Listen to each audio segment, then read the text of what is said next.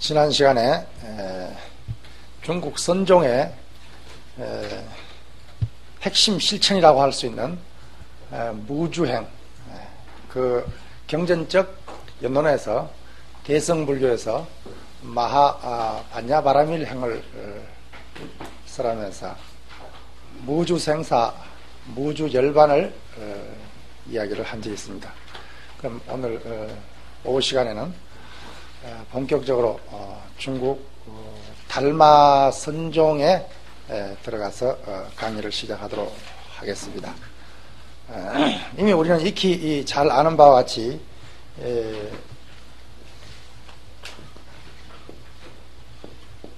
달마 선종의 초전은 바로 달마입니다. 달마인데 우리가 알고 있는 달마는 두 가지로 이해할 수가 있겠죠. 하나는 역사적인 실존 어떤 인물 혹은 당시 어떤 그 시대를 살다 간 어떤 그런 인간 달마의 어떤 모습이라고 말할 수 있겠고, 또 하나는 선종이 하나의 종파로 형성되고 난 뒤에 훗날 선종의 초조로서 어떤 각색이 되고 난 뒤에 그 초조로서의 위상을 강화하기 위해서 후래 어떤 조사들이 자기 종파의 어떤 초조로서의 어떤 그런 많은 가탁된 부분으로서의 어떤 달마를 이해할 수가 있겠죠. 그래서 선종의 초조로서의 어떤 달마는 어떻게 보면 굉장히 그 시대를 살아보지 않아서 잘 모르겠지만은 유추해 봤을 때 굉장히 어떤 과장되고 어떤 소박한 인간 달마의 모습보다는 좀 더 부필해진 그런 모습이 아니었겠나 이렇게 생각하면서 오늘날 선학자들은 대부분의 선학자들은 그래도 가장 어떤 달마 본연의 어떤 달마의 모습을 느끼게끔 하는 어떤 저작으로는 이입사행론을 들고 있습니다. 그래서 이 이입사행론이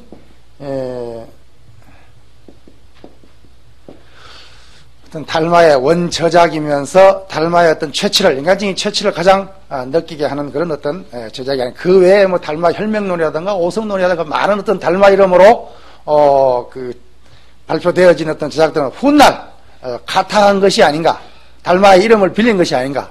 마치 우리나라의 웬만한 절 암자는 그냥 다 원효대사가 창건했다고 이렇게 하는 것처럼, 원효대사 가서 이제 낙성식 때 법문 한번 해줘도 원효대사 창건이고, 또 지나가다가 며칠 그냥 묵어도 창건이고, 이렇게 말을 할 수 있겠지. 그냥 인간적인 모습이겠지만, 어쨌든 간에, 어떤 달마 본연의 어떤 그 소식을 전하고 있는 어떤 저술이 바로 이입사행론이라고 하는 데 대해서는 어떤 그 선학자들의 의견이 일치한다는 것을 이야기하면서 이입사행론을 간단하게 언급을 해보자고 합니다. 사실 아까도 이야기했지만 달마 선종, 특히 어떤 달마 대사를 중심으로 해가 성찬, 이 시대의 어떤 그 선종을 갖다가 아까 그랬죠. 능가종이다, 이렇게 이야기를 한 적이 있다 그러죠. 여러분들이 나눠준 그 유인물 1쪽에 보면은 능가종에 뭐라고 1번에 보면은 내가 중국에 와서 보니까 오직 이 4권 능가경이 있다. 그러니 여러분들은 여기에 의지해서 수행을 해서 많은 중생을, 세상을 구제하도록 해라, 이렇게 당부를 하고 있는 것을 볼 때 속고성전에 나오는 말입니다. 그래서 달마의 어떤 선종을 우리가 능가종이라고 말하는 이유를, 능가경을 어떤 소위경전으로서 가르침을 폈기 때문에, 거기에 나오는 등가경 말씀 가운데서 아까 이야기했듯이 제불심 재불심제일이란 구절을 특히 중요하게 하겠습니다. 그래서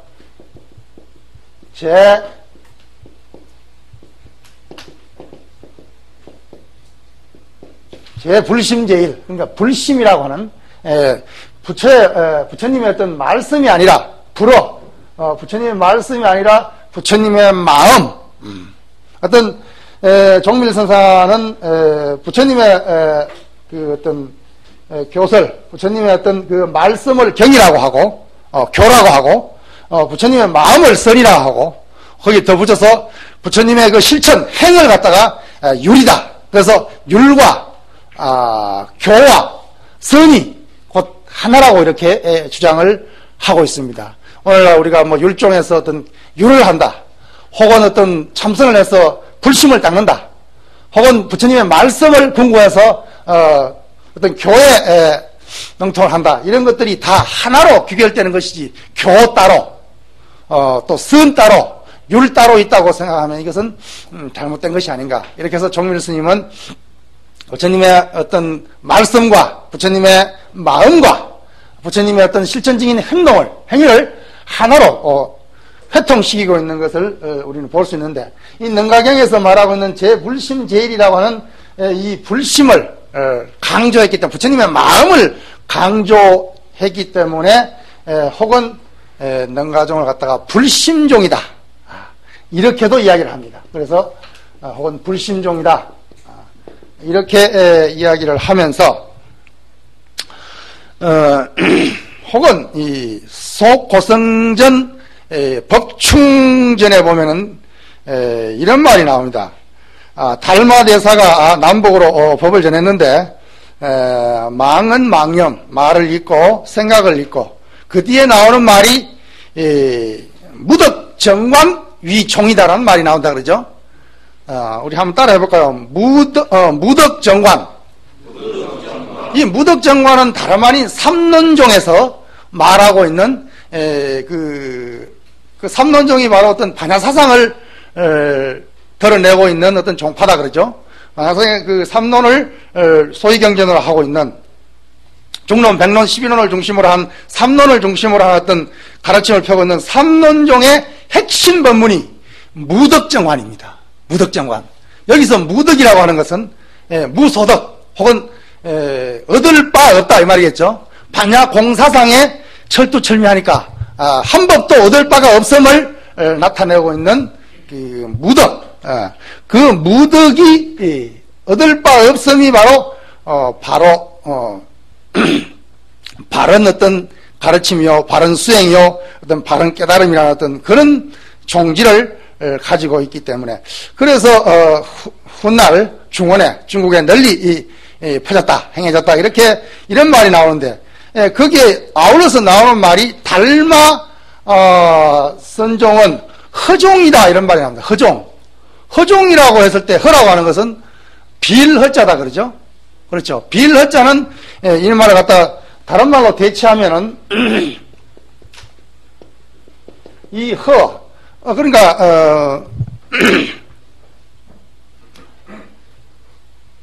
이 도선의 입장에서 봤을 때는 달마 선생이 우리가 봤을 때는 능가경을 중심으로 한 어떤 불성사상을 위주로 한 어떤 선종이라고 이렇게 이해할 수도 있겠지만은, 이 어떤 그 속고성전 입장에 봤을 때는 허종이다, 무덕정관을 종지로 하고 있는 어떤 허종이라는 것을 살펴봤을 때, 역시 달마 이 능가종에서도 어떤 공적인 가르침, 반야의 어떤 중도의 가르침을 표방하고 있는 것이 아닌가, 이렇게 우리는 살펴볼 수가 있습니다. 그럼 본격적으로 달마야가 부르짖고 있는 이입사행론의 가르침의 핵심은 거기에 나와 있듯이 바로 안심법문입니다. 안심법문. 다 같이 우리 한번 해볼까요? 안심법문. 이와 같이 안심하고, 이와 같이 행을 바라고, 이와 같이 사물에 순응해서, 또 이와 같이 방편을 잘 써서 쓰는 이것이 곧 대성의 안심지 법이다, 이렇게 나오고 있다 그러죠. 그래서 이와 같이 안심한다는 것은 무엇인가? 안심은 곧 벽관이다, 벽관이라 이렇게 나온다 그러죠.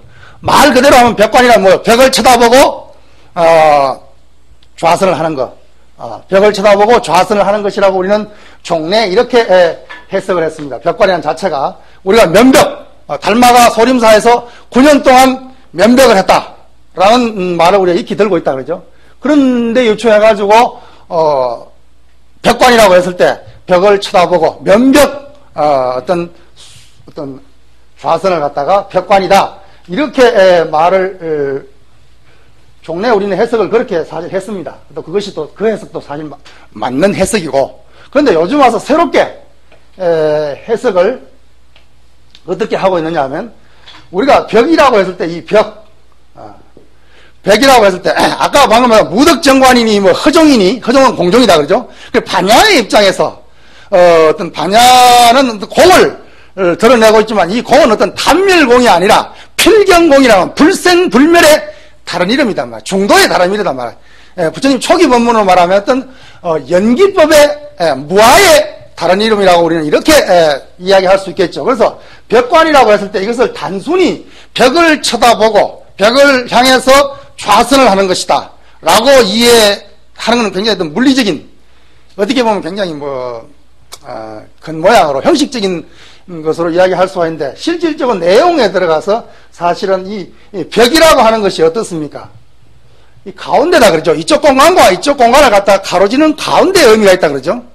그래서 이 벽관이라고 하는 것이 곧 벽이 이쪽과 저쪽의 어떤 가운데 라는 어떤 그런 의미가 돼가지고 이것을 갖다가 벽관을 중도관이다 이렇게 해석을 하고 있습니다. 그래서 벽관이 단순히 어떤 벽을 쳐다보고 하는 좌선, 물리적인 좌선이 아니라 바로 중도 정관을, 무덕 정관을 수행하는 것이 달마의 벽관의 어떤 내용이 아닌가 이렇게 우리는 해석을 하고 있습니다. 실제로 어떤 중국의 학자들을 중심으로 이렇게 해석을 하고 있는 것을 볼 수가 있는데, 여기에서 우리가 달마 선종의 어떤 선, 그러면 우리가 우선 떠는 것이 조용히 앉아가지고 조용한 정처에서, 아란야에서 조용히 앉아가지고 벽을 쳐다보고 좌선을 하고 있는 선사의 모습을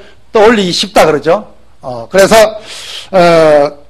달마가 중국에서 처음으로 어떤 선종을 가르칠 때, 선종의 어떤 선지를 펼 때에 어떤 깊은 산 속에서의 어떤 자기 수행에 몰두하는 그런 어떤 공부를 가르치지 않겠나 이렇게 생각하기 쉽지만은, 이 안심법문의 어떤 이입사행론의 어떤 그 핵심적인 가르침을 우리가 한번 살펴봤을 때, 이입이라고 하는 것은 여러분들이 아는 바와 같이 두 가지 도에 들어가는데 두 가지의 어떤 문이 있다. 두 가지로 들어간다. 그래서 우리는 이입이라 이렇게 말을 합니다. 제자가 달마에게 묻죠. 어떻게 하면 도에 들겠습니까? 이렇게 우리가 그 유명한 이제 달마 스님의 말이 나오죠.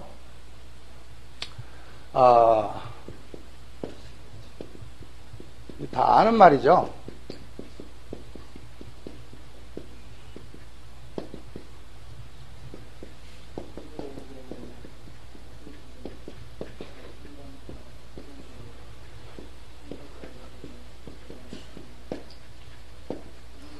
이런 말을 했습니다. 어떻게 하면 도에 들겠습니까? 입도하겠습니까? 이러니까 뭐라 그랬죠? 밖으로 모든 연을 쉬어라. 밖으로 인연을 쉬고 안으로 뭐예요? 안으로 무천. 이 천은 한자말 그대로 하면은 숨이 가빠가 헐떡헐떡헐떡 하는 그 헐떡헐떡거릴 천자죠. 그래서外系助缘 내신 우추 이렇게 가르쳤던, 그러면은 거의 루다오 입도할 수 있다. 이렇게 가르치고 있는데, 여기서 우리가 밖으로 모든 인연을 쉬라고 했을 때, 그러면 부모 형제 뭐 어떤 다 떠나오고 또 어떤 걸거치는 어떤 그런 어떤 반연사를 다 떠나라는 그런 어떤 의미도 되겠지만은, 안입이설신의 어떤 인식 주체가 색성량 미촉법이라는 객관 대상을 대함에 있어 가지고 걸림이 없이 집착함이 없이 하는 이 자체가 바로 쉰다는 의미가 이렇게 우리는 해석할 수가 있겠죠. 그래서 눈이 눈이 색을 대함에 있어 가지고 형상을 대함에 있어 가지고 그 형상 그대로 바로 볼 줄 아는 것, 거기 집착함이 없는 것, 그런 것을 우리는 어떤 육경을 대할 때 인식 어떤 그 주체가 객관 대상을 대할 때 인식 활동이 매이지 않고 집착하지 않고 자유로운 것, 무해한 것, 불착한 것, 이것을 우리는 밖으로 어떤 인연을 쉬는 것이다. 이렇게 이야기할 수가 있겠죠. 그리고 내심 안으로의 어떤 헐떡거림이 없어야 된다. 이것은 뭐 어떤 현대적인 철학 용어로 이야기를 한다면 결국 안으로의 어떤 그런 추구하는 바, 욕망, 욕심, 탐욕, 이런 어떤 그 마음을 없애는 그런 어떤, 그래서 단경에 보면 내외가 형철하단 말이 나온다 그러죠. 그래서 내외가 형철하면 인식 주체와 객관 대상이 정말 걸림이 없이 형철하다고 한다면은 도에 가까이 갈 수가 있다. 이렇게 우리는 설명을 할 수가 있겠습니다. 그런데 이렇게 도에 들어감을 이야기하면서 이입사행론을 한번 살펴보면은 아까 이야기했듯이 두 가지로 들어가는데, 하나는 이치로 들어가는 이입이 있고, 하나는 어떤 현상 일로 들어가는 이입과 사입, 홍은 행입이라 그러죠. 이렇게 들어갈 수 있다. 이렇게 설명을 하면서 일쪽 네 번째를 번호 4번을 매겨놓은 걸 보면 이입자, 이치로 들어가는 문은 뭐라 그랬습니까? 첫 번째 자교오종하라 그랬다 그죠? 이 자교오종이란 말이 바로 유명한 말인데,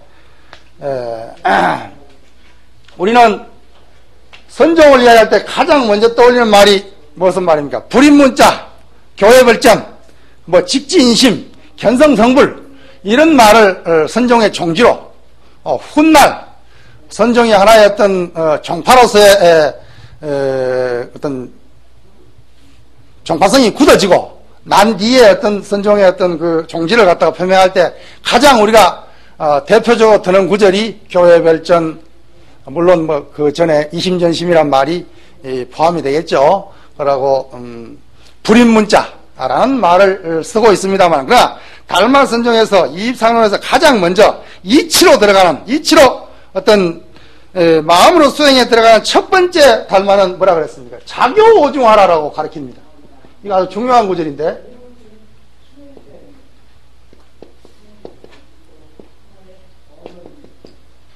여기서 자교라고 하는 것은 물론 이런 차로 바꿀 수가 있겠죠.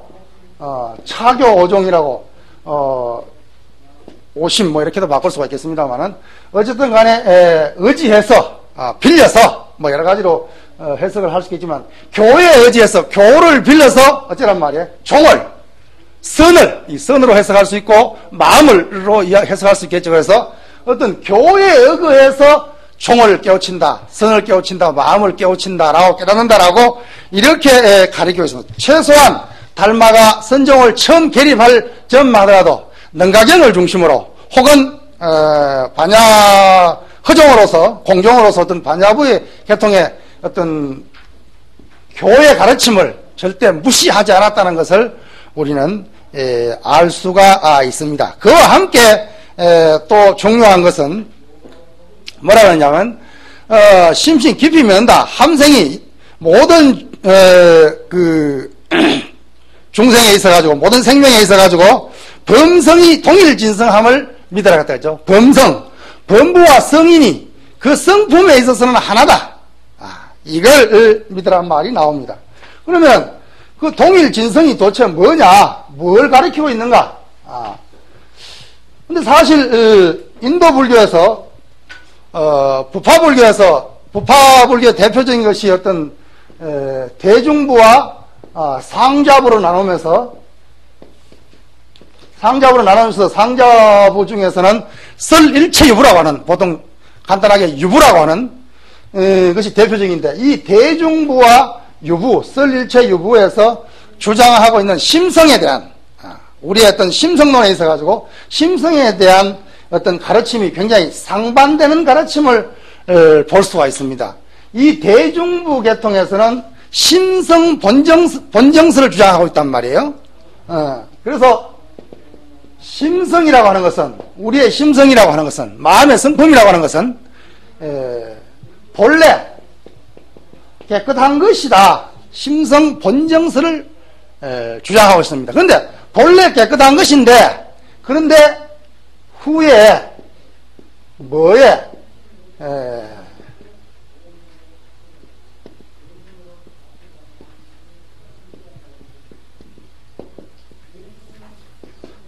심성이 본래 깨끗한 것이나 객진에, 번뇌에 말이죠. 객진에 오염되었다. 물들었다. 그렇기 때문에 심성이 본정하다는 것은 뭐냐면 우리 어떤 범부나 성인이나 동일 진성으로서 똑같은 어떤 참성품으로서 그대로 어떤 불성을 가지고 있다. 그래서 이걸 갖다가 어떤 경전적인 말하면 본래불이다 이 말이에요. 그러나 현재 본래불이지만 심성의 입장에서는 본래 깨끗하고 본래불이지만은, 그러나 객진이라고 하는 것은, 객이라고 해서 밖에서 왔다. 객진 번뇌라고 해서 결국 번뇌에 물들었기 때문에 현재 차디찬 현실 속에서 우리는 중생으로 생사윤회를 하고 있다 이 말이에요. 그래 결국 현재는 중생이고 어떤 심성으로 봤을 때는 본래 불인데, 그러면 우리가 수행의 어떤 수정론의 어떤 근간이 되는 전제가 되는 것이 바로 심성 본정설입니다. 그러니까 우리의 심성이 본래 정하기 때문에 깨끗한 것이기 때문에 그것을 회복하면 된다는 거죠. 그래서 회복하게 되면 미래에는 어떻다는 거예요? 부처가 될 수 있다는 것입니다. 그래서 어떤 수정론이 성립이 되는데, 이런 대중부의 주장에 비해서 상자부의 가장 대표적인 유부, 설일체 유부에서는 심성 부정론을 주장했습니다. 굉장히 어떤 불교 안에서는 획기적인 일인데, 심성은 본래 깨끗한 게 아니라 심성은 부정한 것이다. 사람의 마음은 마치 중국에서 성악설과 성선설을 보고 있는 것처럼 그런 어떤 착각을 일으키는데, 심성은 부정한 것이라고 상자부인 설일체유부에서 가르치고 있다. 부정한 것인데, 그러면 부정한 그것을 갖다가 갈고 닦아가지고 깨끗한 것으로 만들어야 된다. 이렇게 설하고 있습니다.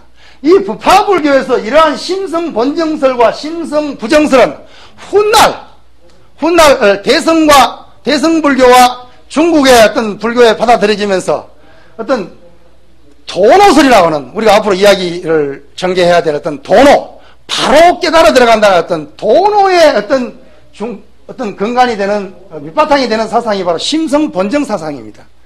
마음이 본래 깨끗하기 때문에 그 깨끗함을 드러내면 된다 이 말이에요. 마치 태양이, 오늘 구름 낀 날 태양이 저 넘어 있다. 그럼 구름만 걷으면 된다. 근데 바로 단박 도노할 수 있다. 단박 깨달을 수 있다는 어떤 그게 근간을 두고 있고, 심성 부정은 뭐예요?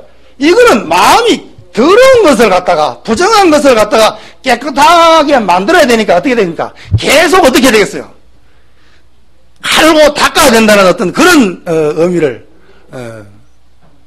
내포하고 있습니다. 그렇기 때문에 이 심성 부정설은 훗날 점수 사상의 어떤 그 토대가 되는, 점점 닦아가는 그런 것을 내포하고 있는데, 이 달마가 말하고 있는 범성이 동일진성이라고 말하고 있는 것은 심성 부정의 입장에서 말한 것이 아니라 심성 본정 사상에 철저하게 발을 내디디고 있다는 것을 우리는 알 수가 있죠.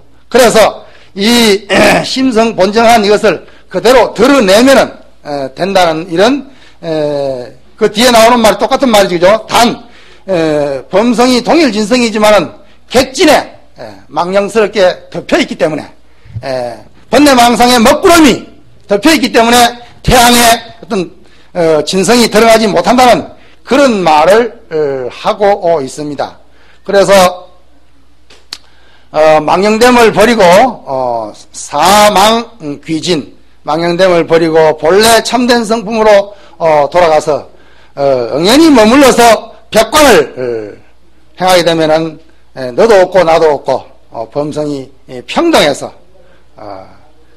견주불이해서 결국 이치로서 깨달아 들어갈 수 있다. 이런 말을 이제 뒤에 계속 설하고 있습니다. 그런데 이런 어떤 이치로 들어가는 문이 맨 먼저 어떤 설하고 있는 가장 두 가지가 방금 설명했듯이 어떤 교회에 의지해서 부처님의 말씀에 의지해서 어떤 마음을 혹은 선을 깨달아 들어간다는 그 하나와, 그리고 심성 본정설에 입각해서 어떤 범부와 성인이 곧 성품이 진성에 있어서는 하나라는 것을 설하고 있습니다. 그래서 그것을 밝혀나가는 그런 어떤 작업이 필요하다, 이렇게 설하고 있습니다. 다섯 번째 보면은 행입자, 행입으로 들어가는 어떤 문에는 네 가지가 있다 그랬다, 그죠?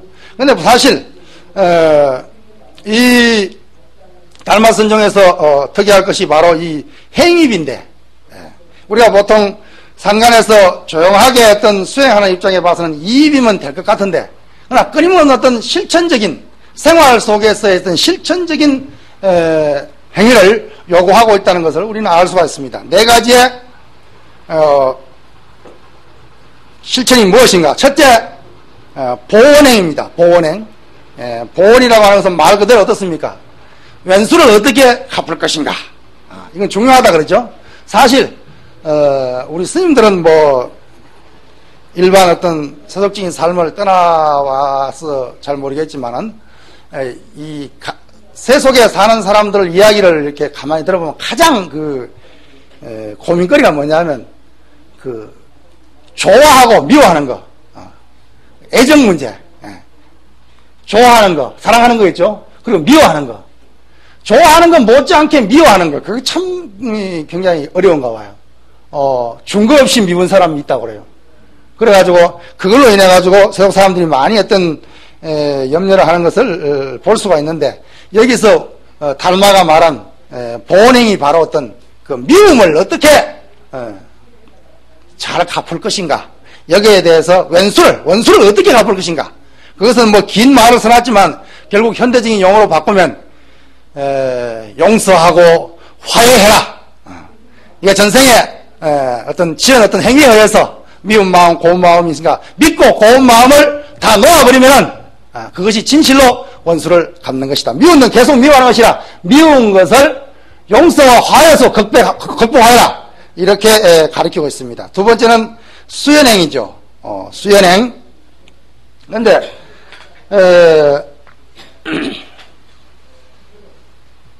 종밀이 선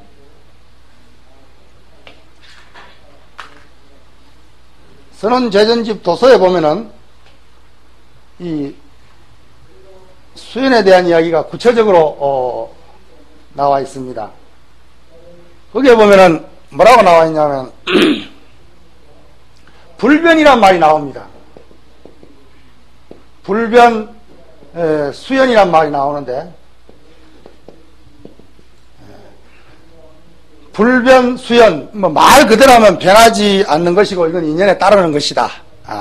이것은 본체계를 이야기하겠죠, 그렇죠? 본체계, 변함이 없는 어떤 본체, 그리고 어떤 현상계, 본체계와 현상계를 갖다가 불교적인 용어를 갖다가 불변의 세계, 수연의 세계, 이렇게 표현을 하고 있습니다. 그런데 이걸 종밀은 어떻게 해석을 하고 있느냐 하면은, 불변의 세계가 어떤 본체계의 세계가 따로, 현상계 넘어 본체계가 따로 있다고 하면은 이것은 연기법에 어긋난다. 그리고 이 어떤 본체계를 떠나가지고 어떤 현상계가 홀로 독립하고 존재하고 있다고 생각하면 이것도 연기법에 어긋난다. 그래서 수연적 불변이요 불변적 수연이라고, 그래서 이것을 갖다가 불변을 채로 보고 그리고 이걸 성으로 봅니다.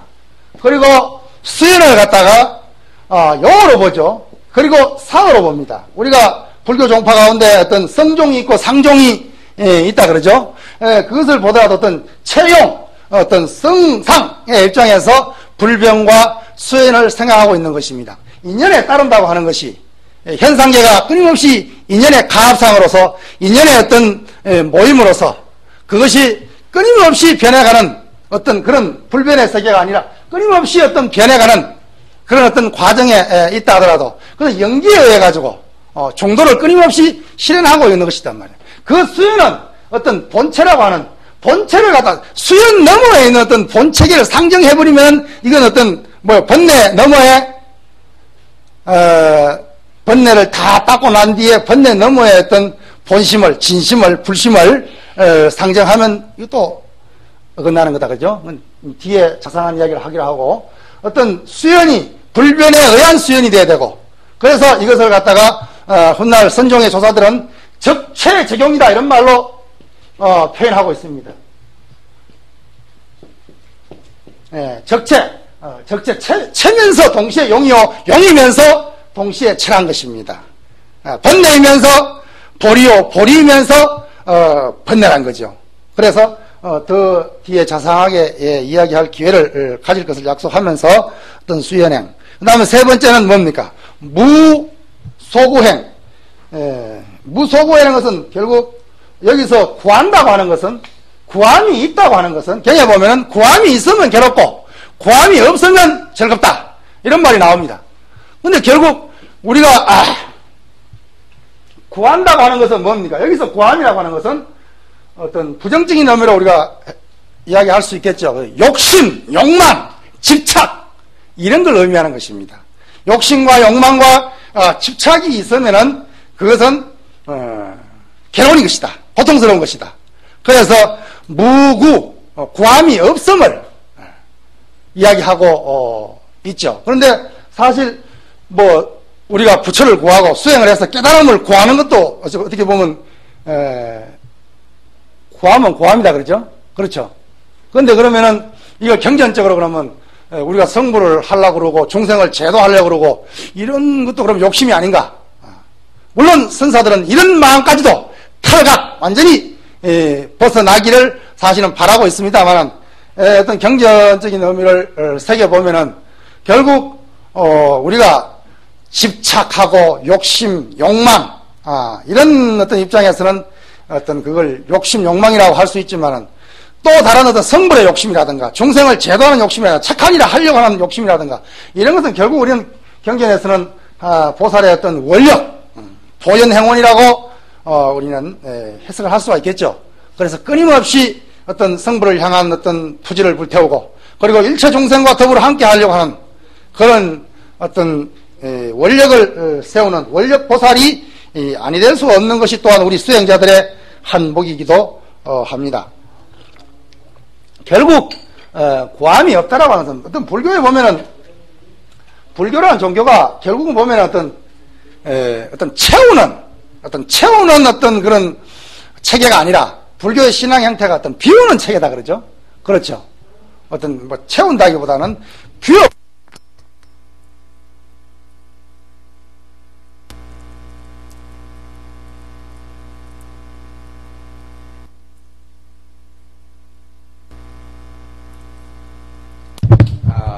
제가 호복성, 중국의 호복성에 가면 오조사라는 절이 있습니다. 오조사라는 절이 있는데 말 그대로 오조홍인 스님이 거기에서 육조 스님에게, 신수 스님에게 개송을 지으라고 하고 또 거기에서 육조 스님에게 어떤 법을 어발을 전한 그런 도량인데 거기 입구에 가면 이 돌 편말을 크게 해가지고 방하착이라고 이렇게 크다랗게 써놨습니다.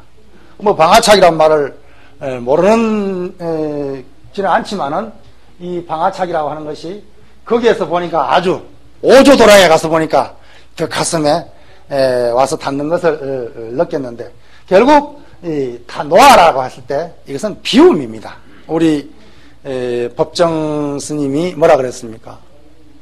텅 빈 충만이다. 그 말 자체는 굉장히 어떤 모순됨이 있다. 텅 비는데 어떻게 충만하냐? 하기야 텅 비었기 때문에 충분할 수 있는 것입니다. 형상 없는 것으로서 가장 큰 것은 바다다 그러죠. 바다 아닙니까? 그렇죠? 바다가 가장 큰데 바다가 바다일 수 있는 것은 어떻습니까? 자기를 가장 낮췄기 때문에 가능하다 그러죠. 바다가 무슨 뒤에 조개산 꼭대기처럼 나 잘났다고 그냥 거기 막 들고 있으면은 이건 바다를 이룰 수 없을 것이단 말이야. 결국 바다라고 하는 것은 자기를 낮추었다. 그 하심이라고 우리는 이야기할 수가 있겠는데, 결국 수행한다는 것은 어떤 큰 그릇을 이룬다고 하는 것은 하심으로부터 출발할 수밖에 없겠죠. 그렇죠? 그리고 비운다고 하는 것은 결국 뭐예요? 허심탄회할 때 허심, 비운다. 결국 부처의 경계를, 부처님의 경계를 알고 싶어 하느냐?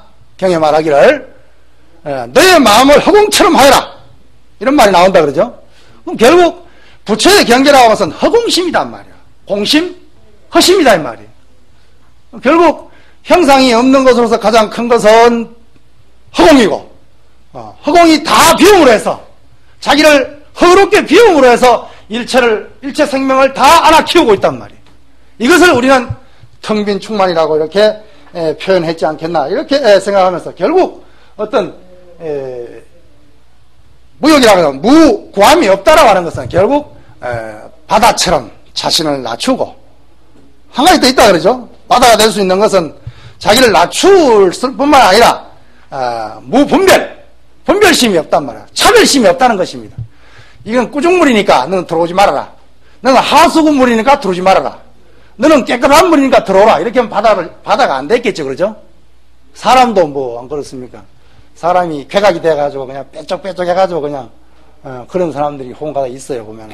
그러니까 바다처럼 정말 원흉무해하게 받아들이는 그런 마음, 허공처럼 일체 삼라만상의 생명을 다 알아들이는 그런 어떤 마음, 그것이 어떤 수행의 어떤 목표가 아닌가, 수행의 어떤 효용이 아닌가, 이렇게 생각하면서 어떤 달마의 무소구행의 점에서 우리는 그것을 한번 살펴볼 수가 있다고 이렇게 말씀을 드릴 수가 있겠습니다. 마지막에 칭법행입니다. 칭법행은 그냥 뭐 뒤에 많은 말을 써놨지만 한마디로 하면 부처님 법대로 진리대로 살아라 이 말입니다. 우리가 조계종이 세운 건강을 보면 어떤 그 성철 스님이라든가 보문 스님, 향곡 스님, 청담 스님, 이런 해암 스님 이런 분들이 봉암사에 모여가지고 봉암사 결사를 했습니다. 60년대에 그때에 그 스님들의 큰 스님네들이 내건 어떤 조계종을 정말 조계종다웠게 어떤 키워보겠다는 그런 어떤 원력으로서 내온 어떤 말씀이 바로 부처님 법대로 살자 이 말이었습니다. 부처님 법대로 산다는 것은 정말 소중한 것입니다. 오늘날 우리 출가성들이 정말 부처님이 가르친 어떤 말씀대로 살고 있는가? 제가 대중들이 정말 부처님 법대로 살고 있는가? 3계를 받으면은 정말 3계를 목숨 바쳐 지키고, 비후계를 받으면 목숨 바쳐 비후계를 지킨 것이 부처님 법대로 사는 거 아니에요? 그래요, 안 그래요? 그런데 한편으로는 비후계를 받으면서 한편으로는 비후계 받는 그날 저녁에 내려가서 한잔하고 올라온다 하면 그래서 걔는 파기 위해서 받는 것이다 라고 말하는 사람이 있다고 한다면, 오늘날 조계종의 풍토가 여색을 가까이 하는 것이 하나의 영웅담, 하나의 무용담으로 이야기할 수 있는 그런 풍토라고 한다면 진정 우리가 부처님 법대로 살고 있는 것인가? 우리는 정말 한번 반성해볼 필요가 있습니다. 걔라고는 형식적으로 스님이 되기 위해서, 사미가 되기 위해서, 비구가 되기 위해서 받는 것인가? 정말 부처님 법대로, 부처님 가르침대로 살고자 하는 간절한 원력으로 출가위성했는가? 우리는 정말 한번 생각해 볼 필요가, 이런 어떤 기본적인 것이, 가장 상식적인 것이 통하지 않는다고 한다면 저 차원 높은 진리의 세계, 출가 공동체를 어떻게 형성해 갈 수 있겠는가? 우리는 한번 정말 스스로를, 여러분들을 보고 반성하라 할 것 없이 내부터 스스로 반성을 하면 되리라 그렇게 생각을 합니다만, 칭법행, 부처님 법대로 진리대로 살고자 하는 그런 마음, 이 달마 스님이 말한 이 사행은 선사하면서 정말 교회에 의거하고, 그러면서 산간 달마대사가 9년 동안 소림사에서 면벽을 했다 그러는데 사실 100만 쳐다보고 있었겠습니까? 밥도 먹어야 되고 화장실도 가야 되고, 또 소림사 가면 소림사 가보면 저 위에, 소림사 위에 저 위에 보면 달마동이 있어요. 여러분들 갔다 오신 분들도 계시겠지만 달마동이 있는데 달마동이 조그만해요. 그런데 요즘 소림사에 가보면은 소림사를 다 배려놨어요. 소림사 주위에 무술 학교가 500개나 됩니다. 그러니까 중국 경양각지에서 그냥 소림 무술 좀 배워가지고 도장인 하나 차려가 출소해 볼 기라고 조그만 어린애부터 나이 먹은 사람까지 전부 보따리 사들고 다 모여들어가지고 그냥 무술을 하고 있다. 그래서 오늘날 중국의 소림사는 우리 선종의 어떤 초조의 어떤 도량이라기보다는 거기다가 또 하나 더 보태가 모택동에가 타던 전용 비행기를 그 옆에 전 옆에 갖다 놓고 관광지화 되어가지고 우리는 참 슬픔을 금할 수가 없는데 어쨌든 간에 이 소림사는 어떤 달마다서의 초조의 어떤 그런 전법 도량으로서 해가대사가 여기에서 법을 받고 그리고 훗날 많은 선사들이 어떤 전법 도량 수행 도량으로서의 어떤 면모를 갖고 온 그런 사찰이죠. 그래서 달마대사 거기서 어떤 면벽을 한데 그치지 않고 이렇게 어떤 실생활에서 우리가 어떻게 행해야 되는가라는 것을 구체적으로 적시하고 있는 것을 봤을 때 우리 선이라고 하는 것이 깊은 산속에서 나 혼자만의 어떤 안심인명을 구하는 것이 아니라 어떤 이의 궁구, 이치의 궁구에만이 빠지는 것이 아니라 사행, 실천적인 어떤 행위를 도모하고 있다는 것을 우리는 뼈저리게 느끼게 됩니다. 오늘날 우리의 선자들이 선을 하는 사람들이 과연 얼마나 달마의 이입사행론에 철저한가를 한번 우리는 반성해 볼 필요가 있다. 이렇게 말씀을 드릴 수가 있겠습니다. 그런데 능가사자기에는 구나발타라라는 분이 있는데 이 구나발타를 갖다가 달마대사의 스승으로 표현하고 있어요. 그런데 뭐 대부분의 학자들은 뭐 스승이기는 좀 문제가 있지 않겠는가 이렇게 표현을 합니다만 어떤 동시대 사람으로서 달마가 들리는 말이 한 150살까지 살았다고 이런 말이 있고 이러다 보면 구나발타라가 어떤 연대가 굉장히 어떤 미상이고 이런 입장에서 구나발타라가 달마의 스승이라고는 좀 보기는 문제가 있겠지만 하여튼 달마의 동시대 사람으로서 능가경을 중심으로 선법을 편 사람, 능가경을 번역한 사람 뭐 이 정도로 우리가 이해한다면 거기에서 우리가 한번 중요하게 살펴봐야 될 것이 6번에 보면은 구나발타 또 이분도 안심법문을 설했습니다. 능가경에 말하기를 제불심제일 똑같은 말이다 그러죠. 내가 이 가르침을 펼 때에 거기 뒤에 나오는 말이 중요한 말이다 그러죠. 심불기라는 말이 나온다 그러죠. 우리 다 같이 한번 해볼까요? 심불기. 심불기란 말은 말 그대로 뭐예요? 마음을 일으키지 않는다는 말 아니에요, 그죠? 일으키지 않는다 라는 말입니다. 이게 심불기인데 이 심불기 사상이 훗날 어떤 남종선에 가면 염불기로 바뀝니다. 한생각 염불기로 바뀌면서 굉장히 남종선의 핵심 사상으로 자리를 굳히기 때문에 오늘 여기에서 한번 심불기를 잠깐 언급을 안 할 수가 없습니다. 마음을 일으키지 않는다는 것입니다. 근데 마음을 안 일으키고 우리가 살 수가 없잖아요. 그래 안 그래요? 해능스님도 육조당에서 마음을 내지 않으면 마음을 일으켜야 되면 그건 죽은 사람과 똑같다 이렇게 설하는 구절이 나온다 그러죠. 당경에서. 그런데 여기서 심불기라고 하는 입장을 갖다가 어떤 선학의 입장에서 보면 마음을 일으키되 마음을 내되 그 마음에 머물지 않는다. 아까 우리가 건강에서 말했듯이 응무소주 어떤 이생기심이라는 그런 입장에서 마음을 내되 그 마음에 휘둘리지 않는다. 그 마음에 집착하지 않는다. 그런 입장으로 우리는 해석을 해야 되겠죠. 그래서 염불기의 마음이 남종선에 가면 무념이라고 하는 남종선에서 핵심의 어떤 사상이 무념입니다. 그래서 해능선을 갖다가 무념선이다.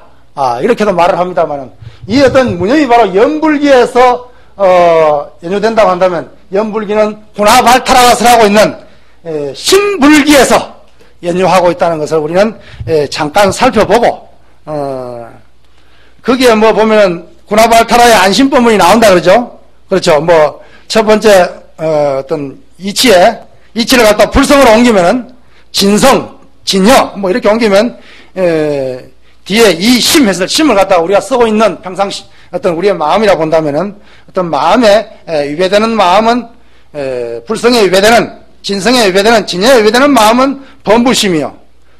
그 다음에 뭐 또 성문심이 나오고 능소 미망 중간에 보면 능소 능과 소가 미망 아직 탈각하지 못한 것을 보살심이라고 하고 그 다음에 불심은 이와 심이 진여 본체와 나의 어떤 작용심이 하나가 된 어떤 경지를 설해서 그것이 곧 안심을 얻는 것이다 라고 설하고 있다 그러죠. 이것은 여러분들이 훗날 공부를 할 때 군화발타라도 안심법문을 설했구나, 네 가지의 어떤 사종 안심을 설했구나, 이런 것을 한번 살펴보라고 그렇게 적어놨습니다. 이 달마 스님은 사실 남인도의 어떤 향지국의 왕자로서 중국에 건너와가지고 중국에 초조가 됐는데, 중국 사람들이 어떻게 보면 한족이라고 하는 것이, 중국은 한 95%가 한족입니다. 중국의 그 한족. 그 외에 36, 중국이 56개 민족인데, 그 중에 한족이 가장 많고, 95%. 55개는 전부 소수민족입니다. 그 중에서 우리 조선족은 6번째 많은 한 200만 정도 중국에 살고 있는데, 그러면 중국에서 한족들이 굉장한 프라이드가 굉장해요. 어떤 황하문명, 화하문명이라고 그러죠. 화하문명, 중국말로 화샤라고 그러는데, 그 어떤 굉장한 자부심, 자긍심, 그런 것이 사실 대단해요. 대단한데 그럼에도 불구하고 해가는 한족 사람이니까 해가를 초조로 안 내세우고 달마를 갖다가 내세우는 것을 봤을 때 욕심 많은 떼놈도 결국은 어떤 정통성에 있어가지고는 굉장히 약했다는 것을 우리는 살펴볼 수가 있는데, 어때요? 해가를 갖다 초조로 만들어버리면 인도 불교와 어떤 연결고리가 없어져 버린다 그러죠? 인도에서의 어떤 부처님으로부터의 어떤 그런 정통성을 잇기 위해서 아마 달마가 초조로서 추존되는 어떤 그런 역사적인 배경이 있지 않았겠나, 이렇게 추정을 해보면서 달마로부터 어떤 동토의 어떤 그 실질적인 한족의 초조는 해가대사다 그러죠. 해가대사의 이야기는 사실 많이 나오죠. 달마를 만나가지고 내 마음이 괴롭습니다. 이 괴로운 마음을 좀 해결해 주세요. 이런 말 했다 그죠? 다 아는 이야기다 그죠? 다 아는 이야기죠? 그러니까 그 괴로운 마음을 갖고 오이라. 그러면 해결해 주면 찾아봐도 없습니다. 그러면 됐다. 이런 이야기가 전해지고 있다 그러죠? 그리고 또 제자들을 열반에 들기 전에 제자들 다 불러놓고 깨달은 바를 갖다가 수행한 바를 이야기하라 그러니까 어쩌고 저쩌고 도육이 어쩌고 총지 비군이 어쩌고 저쩌고 이렇게 하는데, 해가 스님이 아무 말 없이 그냥 꾸벅절하고 나니까 너는 나의 골수를 얻었다. 뒤에 다 붙인 말이겠지. 그게 이제 해가를 정통으로 이제 세우기 위해서. 그렇죠? 그렇지만은 어떤 설한 바 없이 설하는 이심전심의 어떤 그런 선종다운 면모를 내세우기 위해서 그런 것을 실제 그래 했는지도 모르겠죠. 이제 그런 것을 가탁을 했든지 진실이든지 간에 그런 면모를 우리는 엿볼 수 있다. 그래서 해가사상은 사실 여기에 8, 9, 10번 이걸 보면 대부분이 해가 스님이 달마의 능가선을 갖다가 이었음에도 불구하고 굉장히 이 내용을 들여다보면은 어떤 공사상, 반야사상에 충실하고 있다는 것을 우리는 이 글 속에서, 여러분들 시간 나면 한번 보세요. 그 내용을 여러분들 한번 잘하니까 보면 알겠죠. 그래서 잘 모르면 우리 강사 스님이나 강주 스님한테 한번 물어보세요. 그 내용이 대부분 어떤 묻는 어떤 거사나 향거사란 분이 해가에게 이제 묻는 향거사도 굉장히 반야계통의 사상에 정통해가 있는 것 같고, 대답하는 해가 스님도 어떤 반야경을 굉장히 어떤 정통해가 있다는 것을 우리는 느낄 수가 있습니다. 이것은 무엇을 나타내고 있냐면, 능가선을 표방하고 있는 달마 선종에서도 반야계통과 반야의 어떤 반야부 계통의 어떤 반야 사상과 불성 사상을 갖다가 하나로 회통해서 아까 지난 시간에 얘기했듯이 중도불성, 자성청정을 소중하게 여기고 있다는 것을 우리는 알 수 있습니다. 그 다음엔 3조 성찬인데, 성찬은 우리가 잘 알고 있습니다. 풍지를 알았단 말이에요. 요즘 말로 하면 문둥병을 알아가지고, 역시 마찬가지입니다. 해가를 찾아가지고, 제자가 풍질, 문둥병을 알았습니다. 참회케 해주십시오. 이렇게 물으니까, 어떤 그 마음을 가지고 오너라. 그러면 참회해주겠다. 그러니까 역시 똑같은 전형에 마음을 찾아도 없습니다. 그럼 이미 참회가 됐느니라. 이런 어떤 구절의 말이 나옵니다. 신신명으로서 우리는 익히 성찬 스님을 알고 있다 그러죠. 그런데 실제로 어떤 해가 스님이나 성찬 스님 같은 분들은 정기가 희미합니다. 왜냐하면 이때는 처음에 중국에 선이 들어와 가지고 선법을 펴려고 하니까 어떤 율이나 교회 입장에 봐서는 굉장히 어떤 불심제일이라고 하는, 부처님 마음 이심전심이라고 하는 것을 이렇게 표방하다 보니까 자칫 잘못하면 교학 사상이 굉장히 교학이라고 하는 것은 어떤 정통이고 어떤 전통에 충실하다 그러죠. 율이라고 하는 것이 굉장히 세세하고 어떤 전통지향적인 그런 입장에 있는 어떤 그런 풍토에서 마음을 깨달은 부처라고 하는 어떤 이런 사상을 들고 나오니까 굉장히 잘못 오해할 소지가 많이 있었겠다 그러죠. 그러니까 그때 당시에 율사들에게 굉장히 어떤 배척을 받는, 그래서 광통율사 같은 사람은 율사가 좀 마음이 사실 넓어야 되는데, 그러나 광통율사 입장에 봐서는 이놈의 자식들 말이지 참선한다고 앉아가지고 계율도 안 지키고 이러니까 그냥 외도로 본단 말이야. 그래서 달마대사가 위협을 느꼈고, 혹은 그 제자인 해가와 그 손제자인 어떤 성찬까지도 굉장히 위협을 느끼는 그런 어떤 상황이 있었기 때문에 사공산이 장안을 떠나가지고 안희성이라고 하는 중국 성 중에서 모 사는 성 중에 하나인데 저 내륙에 있는 안희성 사공산 왔다 갔다 하면서 숨어 살았다 그래요. 숨어 살았기 때문에 아직 선종이라고 하지만 선종이라고까지는 말하기 뭐하죠. 그래서 이때 당시에는 능가사, 서성사자로 붙여서 능가사다 이렇게 말하죠. 훗날 이제 달마 선종 이렇게 말하지만 어떤 성찬까지는 아직까지도 어떤 선종, 종파로서의 어떤 모습이라고는 말할 수 없고, 하나의 어떤 능가의 가르침을, 선법을 주로 펴고 있는 어떤 능가사에서 위치로서 숨어 다니고 이렇게 했기 때문에 어떤 특정한 그건 없습니다. 그러나 훗날 신신명이라고 하는 이 책을 성찬 스님의 어떤 저작이라고 이렇게 하는데, 학계에서는 인정하는 사람도 있고 아니다 라고 어떤 인정하지 않는 그런 찬반 논쟁이 아직 계속되고 있는 그런 부분입니다. 어쨌든 간에 우리는 신신명은 성찬 스님의 저작이다 이렇게 알고 있고, 또 그래 알아도 별로 우리 수행하는데 나쁜 점이 없습니다. 그래서 성찬 스님의 어떤 가르침, 그 가운데 첫 구절이 나온다 그러죠. 뭐라 그랬습니까? 11번 뒤에 보면 지도문안 유혐감택 단막정의 통연명백, 이건 너무나 잘 아는 말이다 그러죠. 이것이 바로 중도사상을 표방하고 있는, 간택심을 버리고 분별심을 버리고 미워하고 고하는 마음을 놓아버리면 그대로 어떤 통연명백하리라는 어떤 그런 가르침을, 결국 어떤 중도 실상의 입장에 서서 불의중도의 입장에 서서 신신명의 사상을 전개해 나가고 있다는 것을 우리는 알 수 있습니다. 전 불교를 통해서 전 불교 사상 가운데 연기 중도 연기를 배제해버리면 그것은 외도의 가르침일 수밖에 없습니다. 그래서 우리도 항상 불교를 인식하는 데 있어 가지고, 불교를 공부하는 데 있어 가지고 중도 연기적인 입장에서 우리의 선사들의 어떤 격역도리를 하더라도 그 속에 중도 연기의 가르침이 다 내포되어 있는 것입니다. 그래서 중도 연기의 입장에서 불교를 이해하려고 노력한다면 별 차질이 없지 않겠나. 10분간 휴식.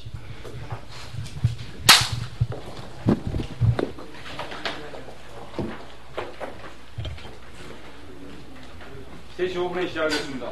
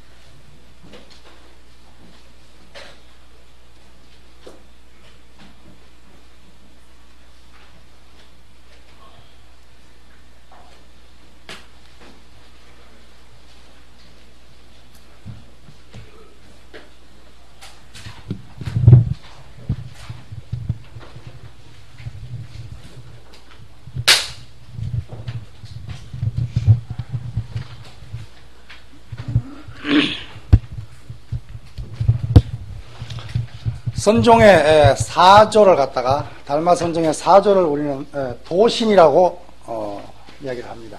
도신 스님. 우리가 보통 선종이라고 했을 때 아까 성찬 스님까지는 어떤 능가사라고 하는 어떤 그런 하나의 종파로서의 어떤 틀이 굳혀지지를 못했고, 실질적으로 중국의 어떤 달마 선종에서 선종이라는 어떤 입장에서 한 종파로서의 어떤 그런 틀을 갖춘 때가 바로 어떤 사조 도신 때라고, 이렇게 우리는 그 어떤 전적에 보면 모인 대중이, 상봉산에 모인 대중이 한 500대중이 된다고 이렇게 적혀 있는데, 500대중이 한 곳에 모여가지고 한 어떤 스승의 가르침을 받으면서 어떤 선수행을 해나간다고 했을 때, 이것은 하나의 종파로서의 어떤 그런 구실을 충분히 할 수 있다고 이렇게 우리는 말을 할 수가 있겠습니다. 도신 스님의 어떤 그 선사상을 갖다가 우리는 살펴보면은 굉장히 좀 특이한 그런 면이 없잖아 있습니다. 도신 스님은 사실 어떤 그 성찬 스님에게 어떤 법을 받았음에도 불구하고 이분은 어떤 천태선에 어떤 정통하고 있는 그런 어떤 그 수행 이력을 보이고 있습니다. 저 중국에 가면 여산이라는 데가 있습니다. 강서성 장강 바로 밑에 있는 구강이라는 도시가 있는데, 구강이라는 말 들어봤죠? 홍인 스님이 자기 애제자 노행자에게 법을 이발을 전하고 난 뒤에 새벽같이 그냥 구강까지 달려가가지고 발에다 주고 배 태워주고 배표 사가지고 태워주고 새벽까지 그냥 그 오조사까지 달려가 아무 일 없었던 것처럼 했다고 하는 구절이 나온다, 그죠? 실제로 가보니까 차 타고 3시간 4시간 가는데 뭐 홍인 스님 축지법을 모르겠어요. 그거는 뒷날 꾸민 이야기 같더라고. 보니까 실제 가서 보니까 그 새벽에 야반 상경에 뭐 이렇게 해가지고 건강경까지 설하고 뭐 어발까지 전하고 그러면 한 새벽 한 2, 3시 넘었을 텐데, 그 새벽 5시면 날이 밝아오는데 한 2시간 3시간 사이에 걸어가지고 구강까지 가가지고 배전에 팔아주고 왔다. 역사적인 사실이 아닌 것 같아.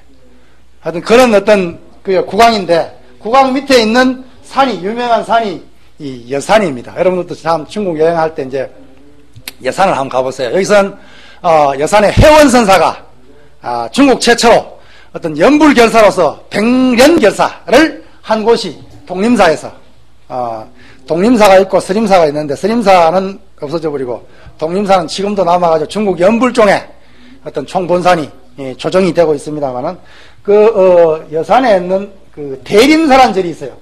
지금은 절이 없었더라. 가보니까 대림사, 대림정사라고 하는 이 절이 누구냐면 또 삼론종에 있다가 우두 천태종으로 들어온 그 지계선사라는 분이 계시는데, 이 해계라고 하고 지계라고 하는데, 이 지계선사가 창건한, 삼론종에 있다가 천태종으로 귀의한 지계선사가 창건한 대림사의 절에서 거의 8년 동안 수행을 하면서 어떤 천태지관의 어떤 지관을 거의 마스터 하지 않겠나, 이렇게 해서 천태 지관 사상이 사실 문수설 반야경이라는 경이 있다 그죠? 문수 반야경의 어떤 사상적인 근거를 두고 있죠. 그래서 어떤 점차지관, 부정지관, 원돈지관이라고 하는 삼지관법을 천태 스님이 주창을 하고 있는데, 어떤 거기에 그래서 천태의 어떤 지관법을 익히고 왔기 때문에 결국 아까 오전에 서두에서 이야기했듯이 중국 선종이라고 하는 것이 능가사의 능가선종과 천태선종과 뭐라 그랬어요? 그 삼론선이 있다 그랬더라죠. 그래서 결국 지계선사라는 분이 삼론에 있다가 천태로 간 분이기 때문에 굉장히 어떤 삼론 대림사란 절이 갖는 어떤 위상이 굉장히 중국 불교에서는 그 종파를 안아들이면서 종포를 어떤 그 표현하는 그런 입장에 있어요. 그래서 도신 스님이 결국 삼론 사상과 문수설 반야경이라고 반야경이기 때문에 어떤 삼론 계통이다 그러죠. 그러면서 어떤 천태 사상, 천태 지관 사상을 섭렵하고, 그리고 또 법원 성찬 스님에게 법을 받았기 때문에 어떻게 도신 스님이라고 하는 분이 사실 천태, 삼론선, 달마선을 다 한 몸에 받은 분이라고 우리는 이렇게 이해를 할 수가 있습니다. 이런 분이 달마 선종의 사조로서 위치를 굳히고 있고, 또 중국 선종사에서 선종이라는 어떤 종파로서의 어떤 그런 모습을 갖춘 분이 바로 어떤 도신 때에 와서 그렇다는 것을 봤을 때 도신 스님의 사상은 굉장히 우리가 주목할 만한 그런 사상이 아닌가 이렇게 생각해 봅니다. 도신 스님의 사상은 그 이쪽 2페이지 12번에서 우리가 볼 수가 있는데, 이 도신 사상은 입도 안심요 방편법문이라는 저술이 있습니다. 여기에 이제 도신 스님의 선사상을 살펴볼 수가 있는데, 12번 살펴보라 했습니까? 내가 이 법요 즉 역시 도신 스님도 어떤 능가사의 어떤 법을 이어봤다 그러죠. 똑같다 그러죠. 능가경에 제불 심제일에 또한 너가하기를 뭐라 그랬습니까? 문수설 반야경의 일행삼매, 사실 문수설 반야경의 일행삼매를 가지고 와서 천태 지자스님은 어떤 그 상좌삼매, 상행삼매, 상좌상행삼매, 수자이삼매라고 하는 천태 사삼매를 주창을 합니다. 그 어떤 경전적 근거가 문수설 반야경이라고 이렇게 나와 있는데, 역시 이 천태의 법을 공부한 도신 스님 역시 보면은 달마선종의 능가경을 이어받고 또 문수설 반야경의 일행삼매를 이어받았다 그랬답니다. 그래서 불심을 생각하면 곧 부처요, 망념인 곧 범부다, 이렇게 나온다 그러죠. 문수설 반야경에서 말하기를 문수사리가 말하기를 세존이시여 일행삼매 도대체 뭡니까? 부처님이 말하기를 법계일상 개연법계다, 이렇게 간단차 명료하게 설하고 있습니다. 법계일상이, 법계는 한 모습인데 그 생각을 법계에 붙들어 매는 것, 법계에 두는 것, 이것을 이름하여서 일행삼매다. 오전 시간에 우리 출가자들은 범우주적인 삶을 살아야 된다, 이렇게 이야기를 한 적이 있습니다. 결국 일행삼매에서 얘기할 때 우리의 생각을 범우주적으로 우주에 갖다, 사실 우주에 갖다 맨다는 말도 사실 안 맞는 말이지. 우주라고 하는 것이, 법계라고 하는 것이 결국 우리가 생각하는 형상적인 법계가 아니라 생각 없음의 세계가 바로 법계이기 때문에, 그래서 우리는 법계는 한 모습 일상인데 우리의 생각을 법계에 두는 것을 일행삼매라고 한다고 하면서 13번에 보면 대품경의 말을 인용해가지고 무념을 설하고 있다 그러죠. 무소념 그랬지만 무념이 곧 연불이다. 생각하되 생각 없음이 곧 연불이다, 이렇게 말하면서 많은 법문을 하고 있습니다. 그리고 또 또한 이 방편법문에서는 또 한 가지 주목할 것은 관무량수경을 인용해가지고 그 유명한, 이건 관무량수경은 정토종 계통의 어떤 소경경이다 그죠. 거기에서 이런 구절을 인용해 옵니다. 이제 선종에서 굉장히 중요하게 생각하는 건데,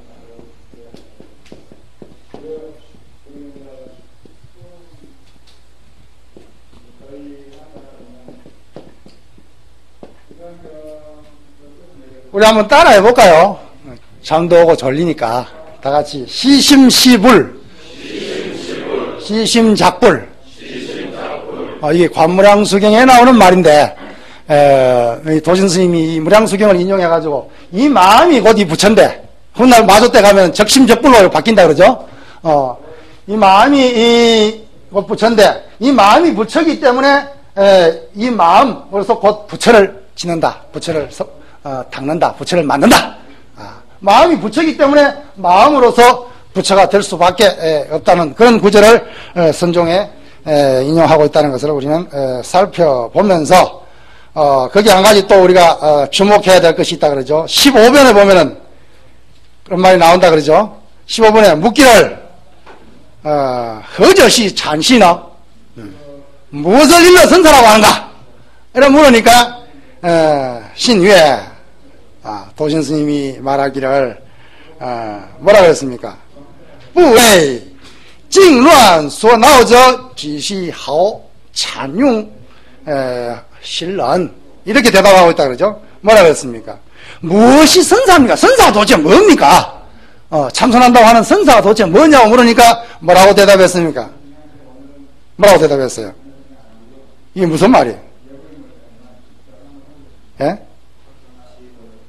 어쩌라고? 대교반 있는 사람들 누군가? 앞에 앉은 분들이 대교반에 계신 분들인가? 어지러움을 조용히 해가지고 번뇌한 말을 하지 않는다. 이것이 선사거든요. 정난 말을 치고만 버리하고 소원에 내하는 바를 하지 않는 것 불이한다.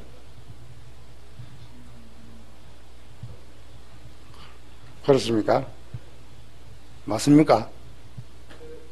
맞다 그죠? 그 뒤에 뚱해가 있는 사람들은 뭐예요? 아니다는 거요? 뭐야?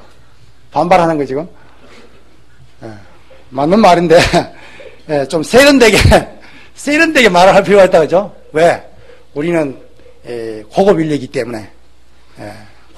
때문에 그냥 드듬 하면은 저 스님 실력 별로 없는갑다, 다른 사람들이 혹시 오해할 수 있단 말이에요. 그러니까 우리는 언제 어디서라도 자신있게, 약간 틀리더라도 정확하고 똑똑하게 이야기를 해야 돼요. 되도록이면 안 틀리도록 노력해야 되겠지. 그렇죠? 선사라고 하는 것은 고요함과 의지로움에 괴롭힘을 받지 않는 자가 선을 잘해서 마음을 쓰는 자다, 그렇게 이야기하고 있다 그죠? 이 있습니까? 이 없죠? 다시 한번 해볼까요? 고요함과 의지로움에 괴롭힘을 받지 않는 자가 선을 잘해서 마음을 쓰는 자가 곧 선사다 이 말이에요. 그러니까 고요함에도 걸림이 없고 시끄러움에도 걸림이 없는 자가 진정한 선사다 이 말이에요. 이 산중에 선방에 앉아가는 참선이 화두가 여일한데 나 부산 사람이니까 부산 자갈치 시장에 갔다 앉혀놓으면은 헷갈려버리는 사람, 이 사람은 선을 잘하는 사람이라고 말할 수 없다 이 말이에요. 이 출세관에서는 잘 되는데 저 세간법에 가서는 막혀버린다든지 세간법에는 내버린다고 한다면 이거는 하오찰런, 다시 말하면 좋은 선하는 사람이 잘하는 사람이 아니다, 이렇게 말하고 있다 그죠? 이것이 이런 어떤 고요함에도 시끄러움에도 자제무해한 어떤 이런 선풍이 도신으로부터 시작이 돼가지고 해능때 가면 당경에서 가장 중요한 가르침으로 우리는 자리 잡는 것을 볼 수가 있습니다. 그리고 도신 스님의 어떤 사상 가운데 우리가 하나 또 주목해야 될 것은 이분 때 와서 어떤 아까 언급했듯이 무심이 곧 연불이라고 들었다 그죠? 무심이 곧 연불이라고 이런 말을 한과 동시에 또 어떤 말을 했냐면 약지 심본래 불생불멸, 만약 여기 유인물에는 없습니다. 만약 마음이 본래 불생불멸해서 구경의 청정함을 알면은 즉시 정불국토다. 불국토를 깨끗이 하는 것이다. 그러면 다시 무슨 서방을 향할 것이 있겠느냐. 이래서 해능 때 가면은 해능 스님이 뭐라 그럽니까? 여러 가지 일을 설하고 있는 가운데 하나가 유심정토수를 설하고 있다 그러죠. 어떤 타방정토, 서방에 있는 서방정토가 아니라 유심정토를 설하고 있습니다. 유심정토를 설하고 있는데 유심, 이 마음, 그래서 유심정토 자성미타를 설하고 있죠. 그래서 우리는 보통 정토 그러면 서방정토 극락세계, 이 사바세계로부터 10만억 나루타를 서쪽으로 가면은 거기에 서방정토 극락세계가 있고 아미타불이 항상 설부하에 계시고 좌보처 관세음 우보처 대세지보살이 계신다는 그런 어떤 정토설을, 이게 서방정토설입니다. 부처님 불국토가 얼마나 많으냐? 중생의 숫자만큼 많다. 중생의 숫자가 얼마나 많으냐? 항아사 모래알 만큼 많다.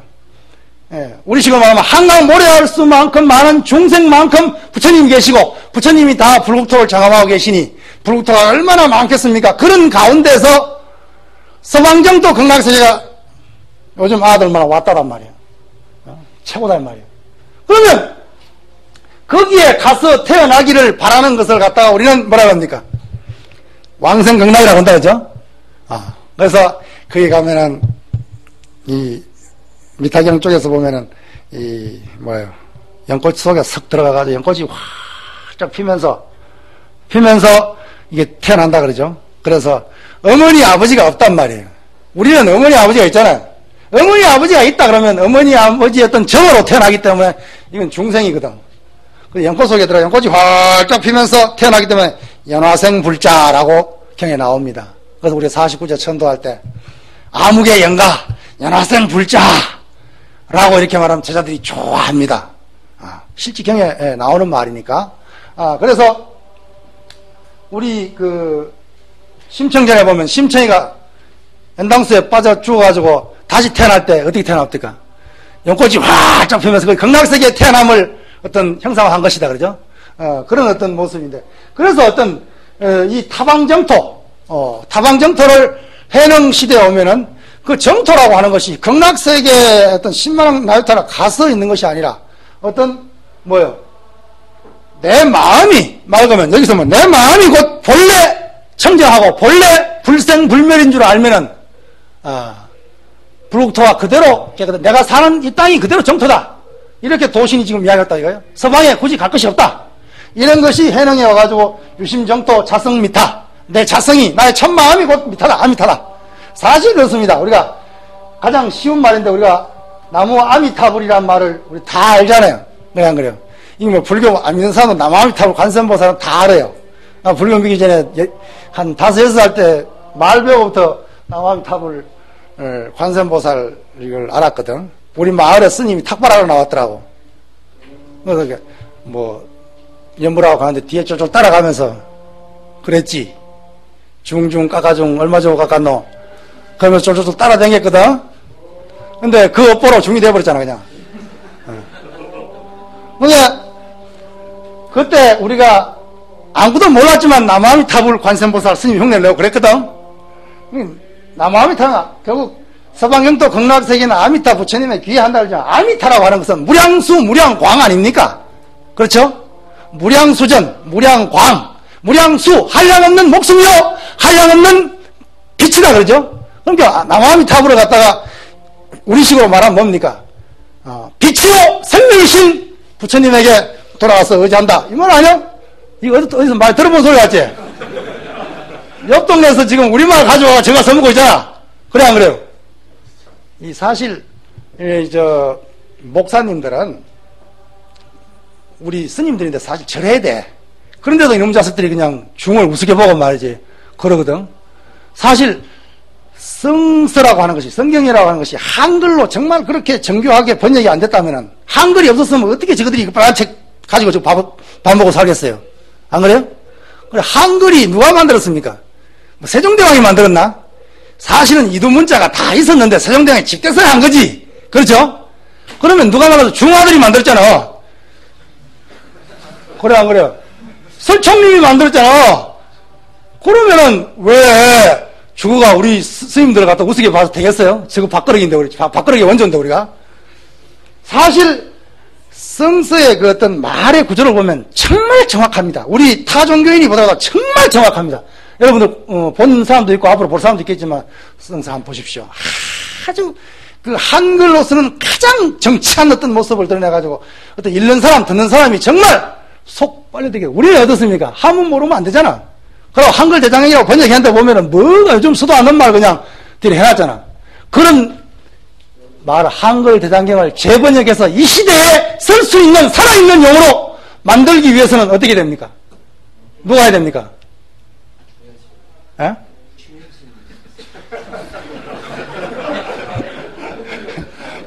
여러분들이 해야지. 우리가 해야지. 그래 안 그래요? 그렇죠? 실제 이게 해야 됩니다. 뭐 한글 대장 번역해놓고 아무도 안 본다면 안 보는 걸 뭐 사문화되어 버리면 뭡니까? 안 그래요? 팔만 대장경을 갖다가 유네스코에 등록된 문화유산이라 해가지고 그냥 1년에 한두 번 꺼지면 내가 머리에 이고 빙빙 법성에 보는 정도 거친다고 한다면 그게 무슨 문화재적인 가치는 있겠지만 박물관적인 가치는 있겠지만은 거기에 담겨진 8만 대장경의 부처님의 육성을 부처님의 말씀을 부처님의 본성을 오늘 이 시대를 살아가는 우리가 배우고 익히고 잘 갈무리해서 육화시켜서 피가 되고 살이 돼서 이 시대 중생들에게 정말 살아있는 법음으로서 구실을 해야만이 8만 대장경 가치가 있는가? 아니에요? 그렇죠? 안 그러면 빨래판보다 못해요. 그게 실제입니다. 그것이 문화적인 가치는 있을지 몰라도 그 속에 있는 소리가 무슨 소리인지 모르고 그것이 이 시대 사람들이 모르는 소리라고 한다면은 차라리 빨래판은 빨래라도 하지. 행사 주심이 좀 마주고라 이제. 어쨌든 간에 경전이라고 하는 것은 정말 이 시대의 용어로 바꿀 필요가 있습니다. 그래서 남아미타불이라는 것이 결국 무량수 무량광이라고만 할 것이 아니라 정말 빛이요 생명으로 돌아가자는 거 아닙니까? 빛이요 생명이 어디 경락세계에 맺겠습니까? 내 마음에 빛이 있고 너의 마음에 생명이 있다고 한다면 너의 생명과 나의 빛이 합하면 아미타지 뭐. 그래 안 그래요? 참마음으로 돌아가자. 실제로 그래요. 인도라고 하는 것은 덥기 때문에 우리는 해 뜨는 쪽이 굉장히 신성시 여긴다 그러죠? 그렇죠? 그러면 인도는 해 뜨는 거 신성시 안 여겨요. 덥기 때문에 해만 뜨면 아이고 죽으려고 한다. 그래서 인도는 서쪽 해 지는 것을 굉장히 신성시 여깁니다. 실제 여기라. 인도 사람 가보면 그냥 더워가지고 그냥 해 뜨는 거 참 싫어요. 그냥. 해 지면은 좀 신선하거든. 그러니까 서쪽을 중요하게 여길 밖에 없어. 우리는 집을 질 때 서양이라 그러면 서양보다는 동양보다는 남양을 좋아하잖아. 그래 안 그래요? 그렇습니다, 실제로. 뭐 옛날 차선진에 뭐 갤로폰가 뭔가를 타고 뭐 해를 따라 달린다는 그런 구절이 나온다 그러죠. 해를 따라 달리다 보면 옛날엔 서방 경토 간다고 생각했지만 요즘은 뭐요? 달리면 제자가 돌아오지 뭐 어디가. 지구는 둔 건데. 그래 안 그래요?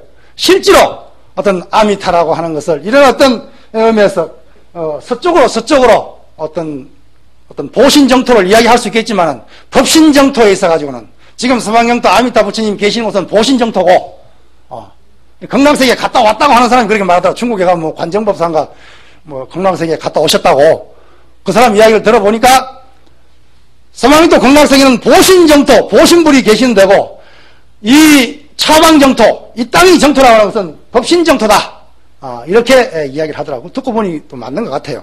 그래서 아미타 부처님에게 귀하고 어떤 유심정토 자성미타라고 하는 것이 실제로 어떤 선종에서 표방하고 있는 이런 사상들이 바로 어떤 도신스님 때 이미 삭트기 시작했다. 그래서 도신스님이 어떤 연불선, 요즘 연불선이란 말이 있죠. 연불선의 어떤 그런 어떤 종교적인 그런 위치도 함께 지니고 있다는 것을 알아야 됩니다. 그러면서 도신스님의 사상을 갖다가 한마디로 요약해라. 그러면 선종사상사에서 도신스님의 사상을 한마디로 이야기해라 그러면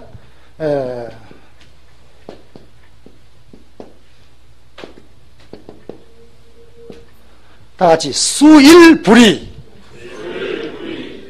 하나를 지켜서 움직임이 없다 이 말이야. 이사 간다는 있자니까 움직인다는.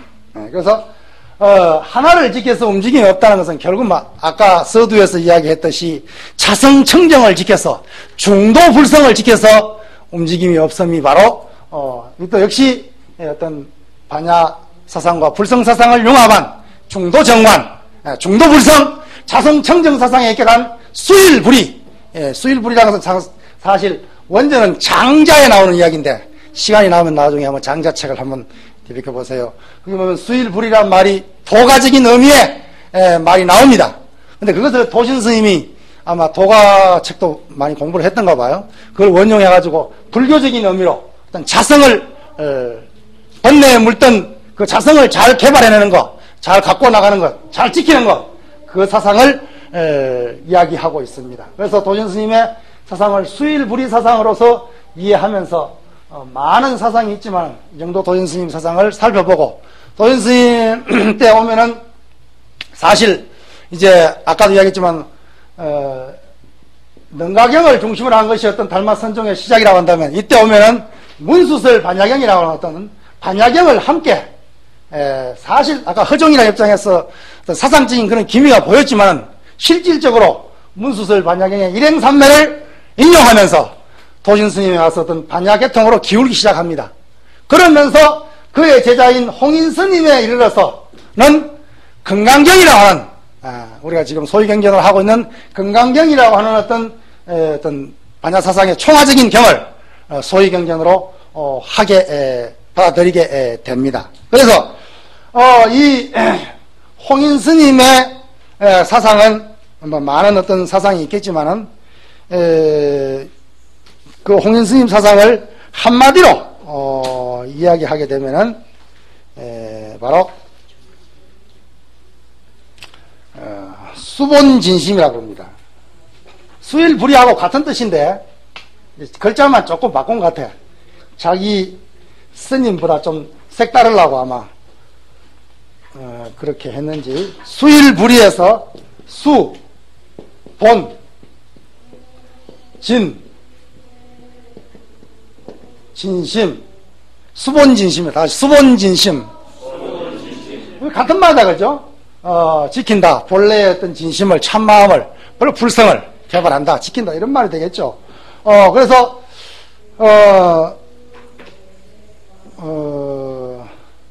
줄여가지고 수심이다 이렇게도 말합니다.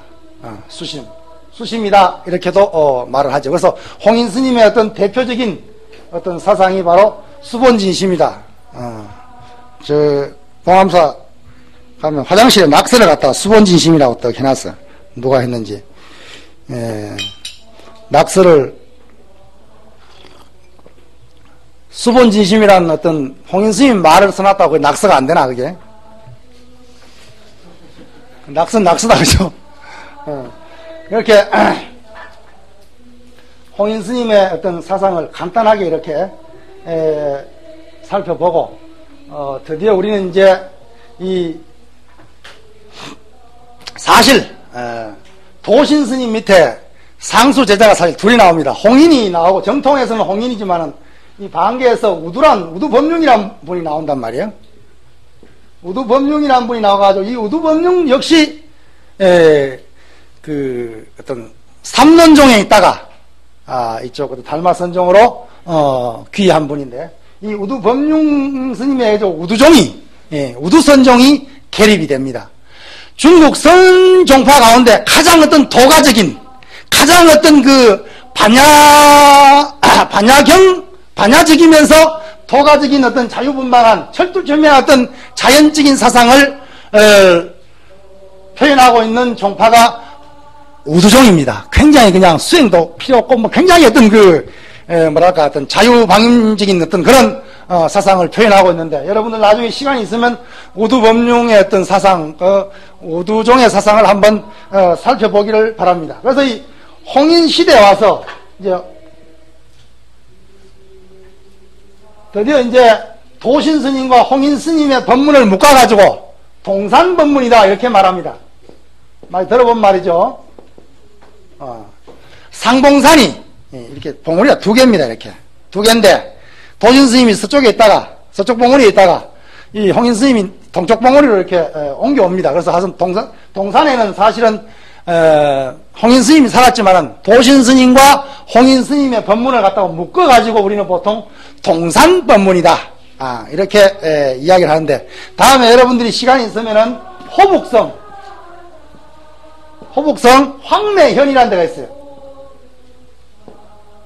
호북성 황매현에 가면 비행기를 탄다든지 아니면은 기차를 타고, 아까 구강 칸대지죠. 구강 지우장 칸대가 있는데, 이 구강에 내려가지고 버스를 타고 한 서너 시간 가면은 황매현이 나옵니다. 거기에서 오조사까지 가면 됩니다. 그 오조사가 바로 동산법문을 열었던 그 조정입니다. 한번 여러분 나중에 시간이 있으면 한번 답사를 해보세요. 그래서 사실은 홍인 스님은 이 동산법문을 완성시킨 분입니다. 그래서 자기 스님과 같이 그래서 훗날 신수대사가 척천무에게 국사로 불려가가지고 스님의 가르침은 무엇입니까? 라고 했을 때 뭐라고 대답합니까? 나는 저 기주 상봉산의 동산법문을 이었습니다. 라고 말을 합니다. 그러면서 일행산매를 종기로 삼고 있습니다. 그럼 이것은 결국 뭐예요?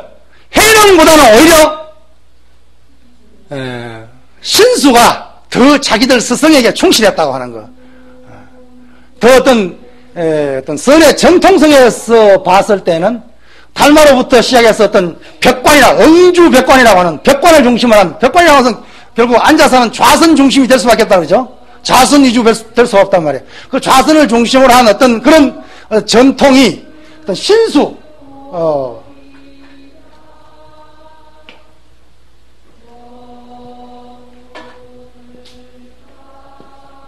홍인 스님 밑에 신수 해능, 그리고 지선이라는 분이 있어요. 지선, 처적, 무상, 무주, 이렇게 이어지는 정중종, 혹은 이제 보당종이라고 그러죠. 계통이 여기에서 사실 나옵니다. 우리나라 신라왕자 무상이, 이 사람들은 지금 사천 성도를 중심으로 해가지고, 일대를 풍미하는, 그래서 티벳 불교에도 굉장한 영향을 준 무상스님. 요 얼마 전에 그 선불교에서 밝혔는 일인데, 무상스님이 중국의 500나한 중에 한 분으로 올라가 있어요. 우리는 500나한 크면 500나한이 전부 어느 나라 사람들입니까? 인도 스님들이다, 그죠? 근데 중국은 이상하게도 저그들끼리 또 500나한을 정했어요. 그래가지고 달마대사도 500나한에 들어가 있고, 뭐 해능대사는 빠져버리고, 뭐든 간에 자기 나름대로 또 500나한을 만드는데, 그 중에 한족 사람들이 그래도 무상스님이 얼마나 훌륭했던지, 무상스님을 500나한 중에 한 분을 올려놨어요. 그리고 티벳 불교에 굉장한 영향을 줬다고, 그렇게, 그것이 바로 어떤 홍인 스님의 제자, 지선스님의 제자, 처적 밑에 무상이 정중사에서 선법을 폈다 그러죠. 무슨 삼구법문을 폈다. 보통 이렇게 말하죠. 삼구법문,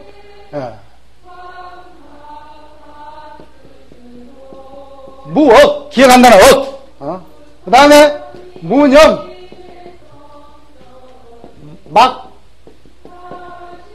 망, 무억, 무념, 망망이라고 하는 삼구법문과 인성연불, 요즘 우리 하는 거 있죠. 큰 스님들 법문하고 뒤에 남한타고 얻는 거 있죠. 그걸 쭉 숨이 닿는 데까지 쭉 인성연불을 하고 마지막 숨이 끊어지는 그 순간에 호흡도 멈추면서 어떤 생각을 멈추어 나가는 무념의 상태로 들어가는 그런 어떤 인성연불을 가리켰다 그래요. 매년 섣달과 정월에 두 번의 어떤 무차 선회를 열어가지고 상구법문과 어떤 그런 인성연불로서 중생을 제접했다. 그런 어떤 무상스님이 우리 신라 출신이지만 중국 불교에서 정통 조사의 한 사람으로서 굉장히 어떤 그 위치에 있다는 거. 그래서 뭐 한국의 어떤 학자들은 무상스님이 어떤 마조 스님을 갖다가 무상스님의 제자로 보고 어떤 남학 회양 스님의 제자가 아니고 마조가 무상 스님의 제자라고 보고 그 중국 선종사를 다시 써야 된다. 뭐 이렇게 이야기하는 사람도 있긴 있습니다만은 중국 사람이 들으면 택도 없는 소리라고 그러지 또 이제. 안 그래요? 그런데 이제 역사적으로 나는 한국 사람이지만 좀 이래 보면은 조금 무리가 있지 않나. 우리가 보통 스승이 상자하고 요즘 뭐 우리가 나이 들어가는 스승상자지간에 나이가 차이가 별로 없을 수도 있고 뭐 그렇겠지만 그래도 한 10살 이상은 난다 그러죠. 한 열 몇 살, 20살 정도 나는데 이 어떤 나이로 보나 연도로 봤을 때 그 무상 스님의 은사 스님이 쓰신 어떤 처적 스님의 계를 받은 어떤 그런 제자가 아닌가. 그리고 무상 스님은 사형사제지간이지 않겠나 이렇게 추정할 수 있는데 그것도 정확한 문헌은 없고 단지 마조가 사천성 출신이고 사천 나한 사람 절에서 계를 받았다. 그런데 정확한 어떤 문서가 없어요, 사실. 없고, 근데 중국 사람들은 처적 스님에게 계를 받았다, 이렇게 이제 보죠. 그러고 난 뒤에 이제 남학, 형산으로 와가지고, 남학 회양을 만나가지고, 벽돌을 가는 이야기가 나온다 그러죠? 벽돌을 갈아가지고, 너 뭐하노? 그러니까, 뭐 아니지. 앉아서 있으니까, 회양 스님이, 니 뭐하노? 그러니까, 좌선합니다. 좌선해서 뭐하노? 부처가 되려고 합니다. 이 자식이 앉아있다고 부처가 되냐? 그러면서 이튿 다음날 회양 스님이 어쩝니까? 벽돌 하나 갖다가 그냥 씩씩 갈고 있거든. 지금도 그 남학 형산에 가봤는데 바위가 그냥 마경대라고 거울을 갈았다고 그냥 큰 데가 이렇게 그때 실지 그러는지 어쩌는지 하여튼 간에 그래 만들어 놨어요. 그 남학 형산에 가면은 그 남학 해사 스님이 있었던 보검사입니까? 그 절이 있어요. 실제로 있고 그 앞에 보검사 입구에 가면 큰 바위가 있어 마경대라고 빨간 글자가 탁 새겨놨어요. 거기에서 이렇게 벽돌로 촉촉촉 갈고 회양 스님이 가니까 좌선하다 시끄럽거든. 그러면 스님 뭐 하는겨? 벽돌 간다. 벽돌 가면 뭐 하는데요? 거울을 만들려고 한다. 택도 없는 소리 하지 마소. 벽돌 갈아가지고 어때 그게 거울을 만듭니까? 그래, 니 그 말 잘했다. 벽돌을 갈아서 거울을 못 만들시 앉아 있어가지고 자스가 부처가 되겠냐? 마차가 가지 않으면 마차를 때릴래? 말을 때릴래? 들리는 소문에는 이 소리에 번뜩 마조가 깨우쳤다 그래요. 이런 어떤 기원이 있는 그런 어떤 마조 스님이 남학 회양은 훗날 갖다 붙인 거고 무상 스님의 제자였다. 그렇기 때문에 중국의 선종사는 정통은 뭐예요? 어떤 해능이 아니라 어떤 지선, 처적, 무상, 마저로 내려오는 그것이 정통 조사선이다. 한국 학자들이 이렇게 주장하고 있어요. 들으면 되게 기분 좋은 이야기인데 그러나 뭐 학계에서 그렇게 반향을 일으키는 찻잔 속의 태풍 정도의 이야기. 정확한 근거가 있는 게 아니니까 유추해서 그렇다는 것이니까 하여튼 그게 홍인 문화의 지선이 나왔다는 것을 우리는 간과할 수 없죠. 그래서 특히 우리는 한국 사람이니까 우리 조상 무상 스님이 정중종 그 제자 무주 스님이 보당종을 일으킨 그것을 지선 스님을 통해서 우리가 알 수 있죠. 그래서 신수 스님이 아까 이야기했죠. 뭐라 그랬습니까? 신수 스님이 결국 내가 척천물을 모아서 내가 이어받은 법문은 동산법문이고 일행삼매를 기초하고 있다. 이렇게 설을 하고 있습니다. 그래서 어떤 달마로부터 어떤 쭉 내려오는 전통은 사실 벽반이라고 하는 것보다 좌선을 위주로 했던 것이 사실입니다. 좌선을 위주로 해가지고 이것이 이제 어떤 신수 스님을 지나가지고 보적 스님 밑에 어떤 내려오면은 굉장히 이제 서로 전부 다 보적 스님이 자기가 7조라고 그러죠. 7조라 그러면서 자기 스님인 신수를 갖다가 6조라 그러고 그러니까 그 밑에 사람들은 또 자기가 8조라고 사실 이 선종에서 법통싸움이라는 것이 중요한 건가 봐요, 이게. 이 요즘 말로 하면, 시쳇말로 하면 이게 뼈다귀 싸움인데, 뼈다귀 싸움은 누가 주로 합니까? 개가 주로 하는 거지. 실제로. 이 중국 종파불교에서 선종의 어떤 그런 법통설, 이것을 갖다 신주단식까지 모시고 있는 사람들, 이게 좀 문제가 있습니다. 지금 작금에 우리의 참선을 하고 있는, 가라선을 주장하고 있는 우리의 많은 선자들도 굉장히 신주단지, 임재 정종이 아니면 안 된다고 하는 어떤 신주단지 모시고, 물론 어떤 철두철미하게 수행 가풍에서야 뭐 열심히 수행하겠다는데 나쁠 게 뭐가 있습니까? 그러나 임재가 아니면 안 된다고 하는 어떤 그런 종파주의에 빠져가지고 종파 이데올로기에 빠진 자들, 이것을 어떻게 보면 좀 반성을 해봐야 되지 않겠나. 그것이 어떤 중국을 중심으로 하는 어떤 동아시아의 어떤 문화권에서, 전부 어떤 한문 문화권에서 영향을 받은 어떤 종파주의에 깊은 영향을 두고 있다고 했을 때, 오늘과 같이 개방되고 열린 시대에 계속 당나라 시대, 송나라 시대 그 뼈다귀 울거무면 곰탕이 되다가 말겠다, 그거는. 그래, 안 그래요? 실제로 내 자신이 정말 눈 밝은 명한 종사가 되느냐 안 되느냐, 이 시대를 계도할, 이 시대를 이끌어갈 눈푸른 남자가 되느냐 안 되느냐 중요한 것이지, 내가 어느 문파에 속했다, 내가 임유종에 속했다, 내가 조정종에 속했다, 내가 양리파에 속했다, 황룡파에 속했다, 이건 결코 중요한 것이 아니단 말이에요. 물론 그 전적들을, 선사의 가르침들을 나의 뼈와 살 속에 녹아내리게 하는 육화작업, 그것은 필요하겠지만은, 그것을 신주단식이 모시듯이 맹목적으로 우상 섬기고 있다 한다면 애수제이들이 말하듯이 정말 우상 숭배자가 되어버리는 거예요. 그래서는 이 불교의 발전 가능성이 없습니다. 우리는 열린 마음으로, 열린 공간에서 모든 가능성을 다 수용할 수 있는, 그래서 이 시대에 정말 많은 대중을 이끌어 나가었던 그런 성질을, 선법을 창출해내는, 그것이 정말 중요하다는 것이 드리고 싶은 말씀입니다. 그래서 신수가 오히려 정통에 가까이 서 있지 않느냐, 이렇게 말합니다. 훗날 신수, 아까도 이야기했지만 신수들은 한 100년, 200년 내려오면서 특히 어떤 무종의 어떤 폐불 사건, 혹은 중국의 안사의 난이라는 게 있어요. 알록상과 사사명의 난이 있어요. 이 사람들이 북경에로부터 난을 일으켜가지고 장안까지 쳐들어와가지고 양귀비가 죽고, 양귀비 오빠도 죽고, 그래서 장안이, 다시 말하면 제도권이 무너지는, 귀족사회가 무너지는 그런 어떤 난이 있었어요. 중국 역사에서.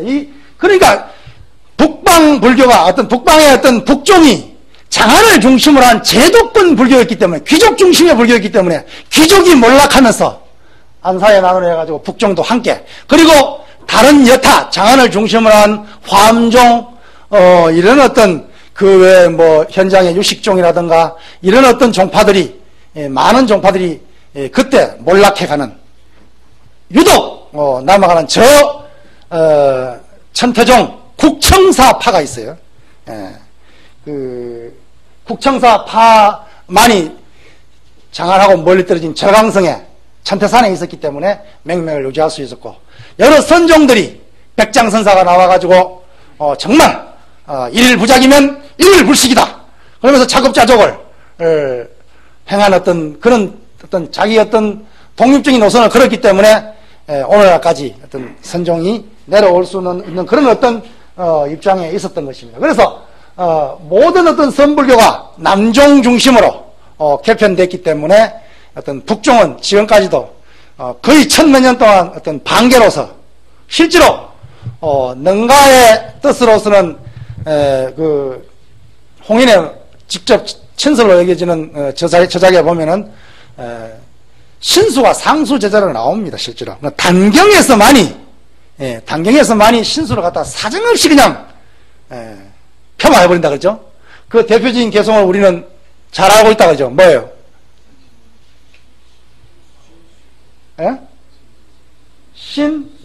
한자로 쓸까요? 다 알죠? 너무나 잘 아는 게 쓰기도 나옵니까? 나오면 그걸로 합시다. 자, 20분에 나오네. 선시 부티수 실루 명징타이 시시 천푸시 무엇이 요 천하이. 몸은 보리수요 마음은 명경되라. 때때로 부지런히 털고 닦아라.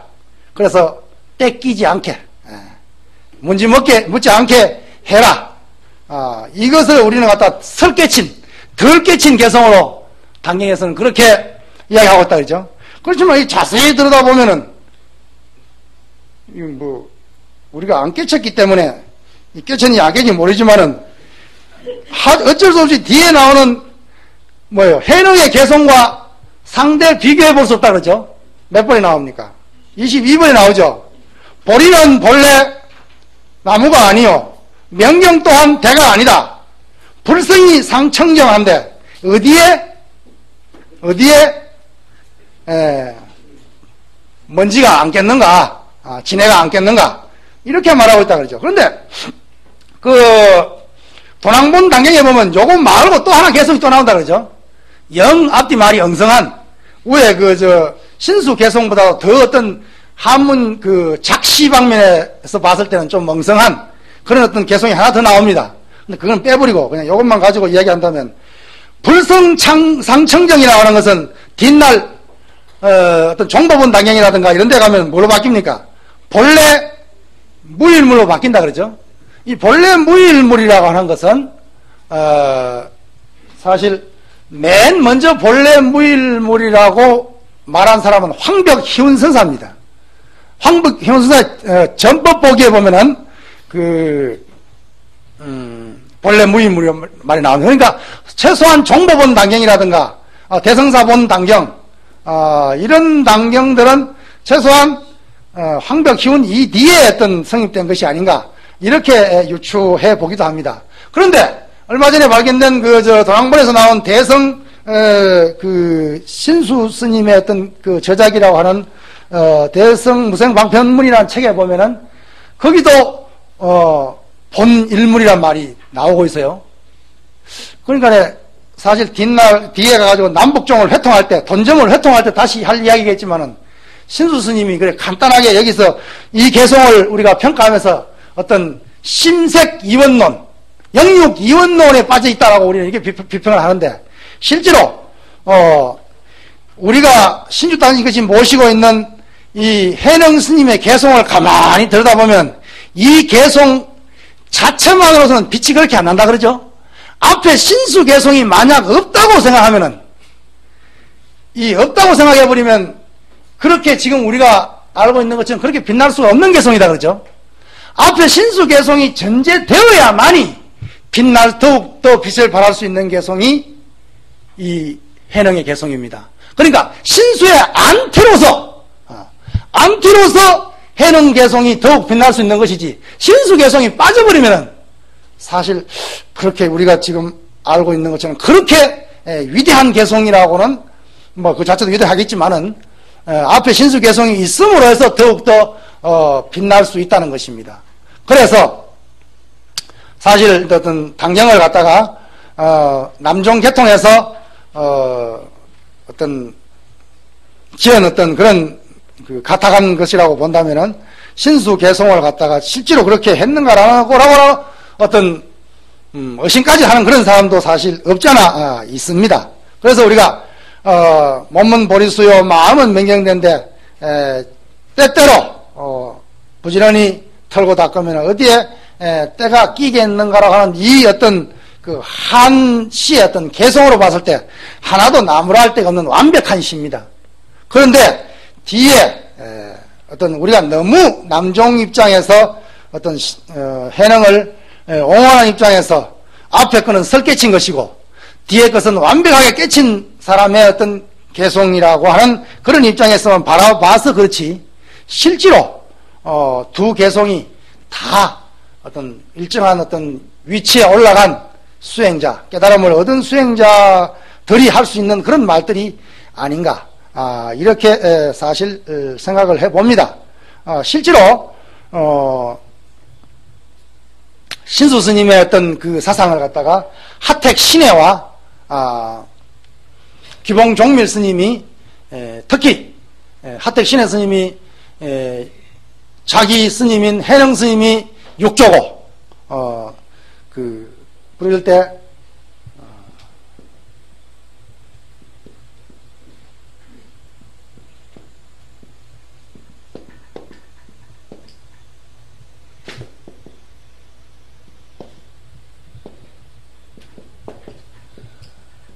이렇게 육조 현창 운동을 할 때 사성은 반개요. 법문은 점이다. 이렇게 공격을 합니다. 이게 이제 그때 당시에 어떤 대운사에서 대운사란 절을 참 찾아볼 기라고 하남성에 가가지고 막 뜯었는데 그 틈만 남아 있어요. 그런데 거기서 무차법회를 열어가지고 어떤 북종을 정11원 남종 정11원을 할 때 어떤 입장을 보면은 내세운 어떤 그런 슬로건이 바로 사성은 방이다. 북종이 사성은 방계고 자기가 정통이라는 것이지. 육조 해능이 정통이라는 것이죠. 그러면서 사실 정통, 그때 당시에 정통이었다고 한다면은 뭐 이렇게 무차대회까지 열어가지고 우리 스님이 정통이라고 할 거 없잖아요. 그때 당시에 어떤 신수와 해능은 비교할 수 없는 그런 어떤 신분적인 차이를, 신수는, 양경에, 양경에 국사예요, 국사. 그러니까 다시 말하면 뭐예요? 낙양과 장안에 어떤 그런 국사면서 삼의 황제, 세 황제 계속 국사를 한 그런 어마어마한 요즘 말로 하면 세력가입니다. 거기에서 저 광동성 소관 한쪽 남아사 기통에서 있던 그 해능 촌영감이 자기는 가만히 있는데 사실 해능 스님하고 신수 스님하고 사이가 굉장히 좋았던 것 같아요. 실제로 문헌을 보면은 어떻게 하면은 당경에 보면은 북종의 어떤 간정이라고 하는 어떤 그런 점수 법문을 갖다가 비판하는 구절이 몇 구절이 나온다 그러죠. 그 외에는 무슨 그런 사이가 나빴다는 것을 어떤 볼 수 있는 그런 전적들이 별로 없습니다. 그리고 신수 스님이 실제로 신수 스님 같으면 대인격자 같아요. 가만히 보면 자기 혼자만 국사를 다 해먹은 것이 아니라 자기 어떤 서양 사제들을 갖다가 불러다가 어떤 뭐 노안 스님이라든가 해안이라 그러죠. 그런 스님도 부르고 이런 어떤 서양 사제들을 불러서 다 국사를 시킵니다. 그러면서 마지막에 또 저 남방에 가면은 선지식이 있다, 견성한 도인이 있다, 이름을 해능이라고 하는데 그분을 불러다가 국사를 하라고 이렇게 척천무에게 건의를 합니다. 실제로 자기 사제를 아끼는 마음에서 그렇게 하죠. 그러니까 한데 해능 스님이 칭병하고 사실 안 갔죠. 그러죠. 그러니까 척천무가 가사를 만들어가지고 보내죠. 그 가사가, 나중에 이제 무상 스님인데, 어떤, 가는 그런 우여곡절을 겪고 있는데, 어쨌든 간에, 신수 스님이 자기 어떤 사형 사제를 생각하는 마음은 굉장히 가상했다는 것을 봤을 때, 그 당대 사형사제들끼리는 별 문제가 없지 않은가. 단지 그 밑에 신수 스님 밑에 보적, 해능 스님 밑에 하택 신의 스님인데 서로 7조라 그럽니다. 7조. 또 청원 행사 밑에 나와 해양 밑에는 또 자기 스님이 다 7조라 그러지. 그래서 중국에 7조가 얼마나 되는지 몰라. 그냥. 중국 이렇게 큰 옛날 선종사절 가보면 7조 탑이 다 있어요. 이렇게. 근데 7조 탑마다 다 주인이 달라. 그랬을 때 아마 법통 논쟁을 엄청나게 했지 않겠나 이렇게 생각이 드는데 어쨌든 간에 보적 스님이 자기가 7조라고 그러고 자기 스님이 신수 스님이 6조라고 하니까 그 어마어마한 거대한 세력에 거대한 바위를 계단으로 치는 식으로 신의 스님이 하택 스님이 정말 어떤 처음에는 용홍사란 절에서 법회를 열어가지고 북종을 공격합니다. 그 다음에 대운사란 절에서 정식으로 무차법회를 열어가지고 북종 대표로 숭원법사를 불러다가 숭원법사는 아마 보적 스님 밑에서 배운 항마장 스님의 제자가 아닌가 이렇게 유추를 합니다만 하여튼 북종을 대표하는 숭원법사를 불러다가 남종 정 11원에 나와 있듯이 정말 어떤 육조 현창운동을 하죠.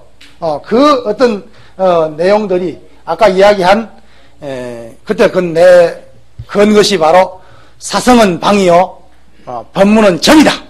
이렇게 해서 드디어 이제 돈점 논쟁이 시작됩니다. 이제 그러니까 북종은 전법문이란 거예요. 전법문. 그러니까 자기 해능 스님과 자기는 돈법문이란 거예요. 근데 여기서 이제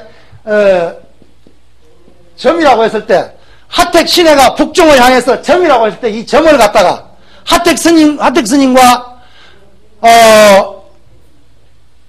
그 하택종에 속해 있는 규봉 종밀 스님은 이 점을 해석하기를 점수점오라고 해석을 합니다. 점수점오. 점차 닦아서 점차 깨달음에 들어가는 여러 단계를 설정하는 그런 어떤 점수법문으로, 점수점오법문으로 해석을 하죠.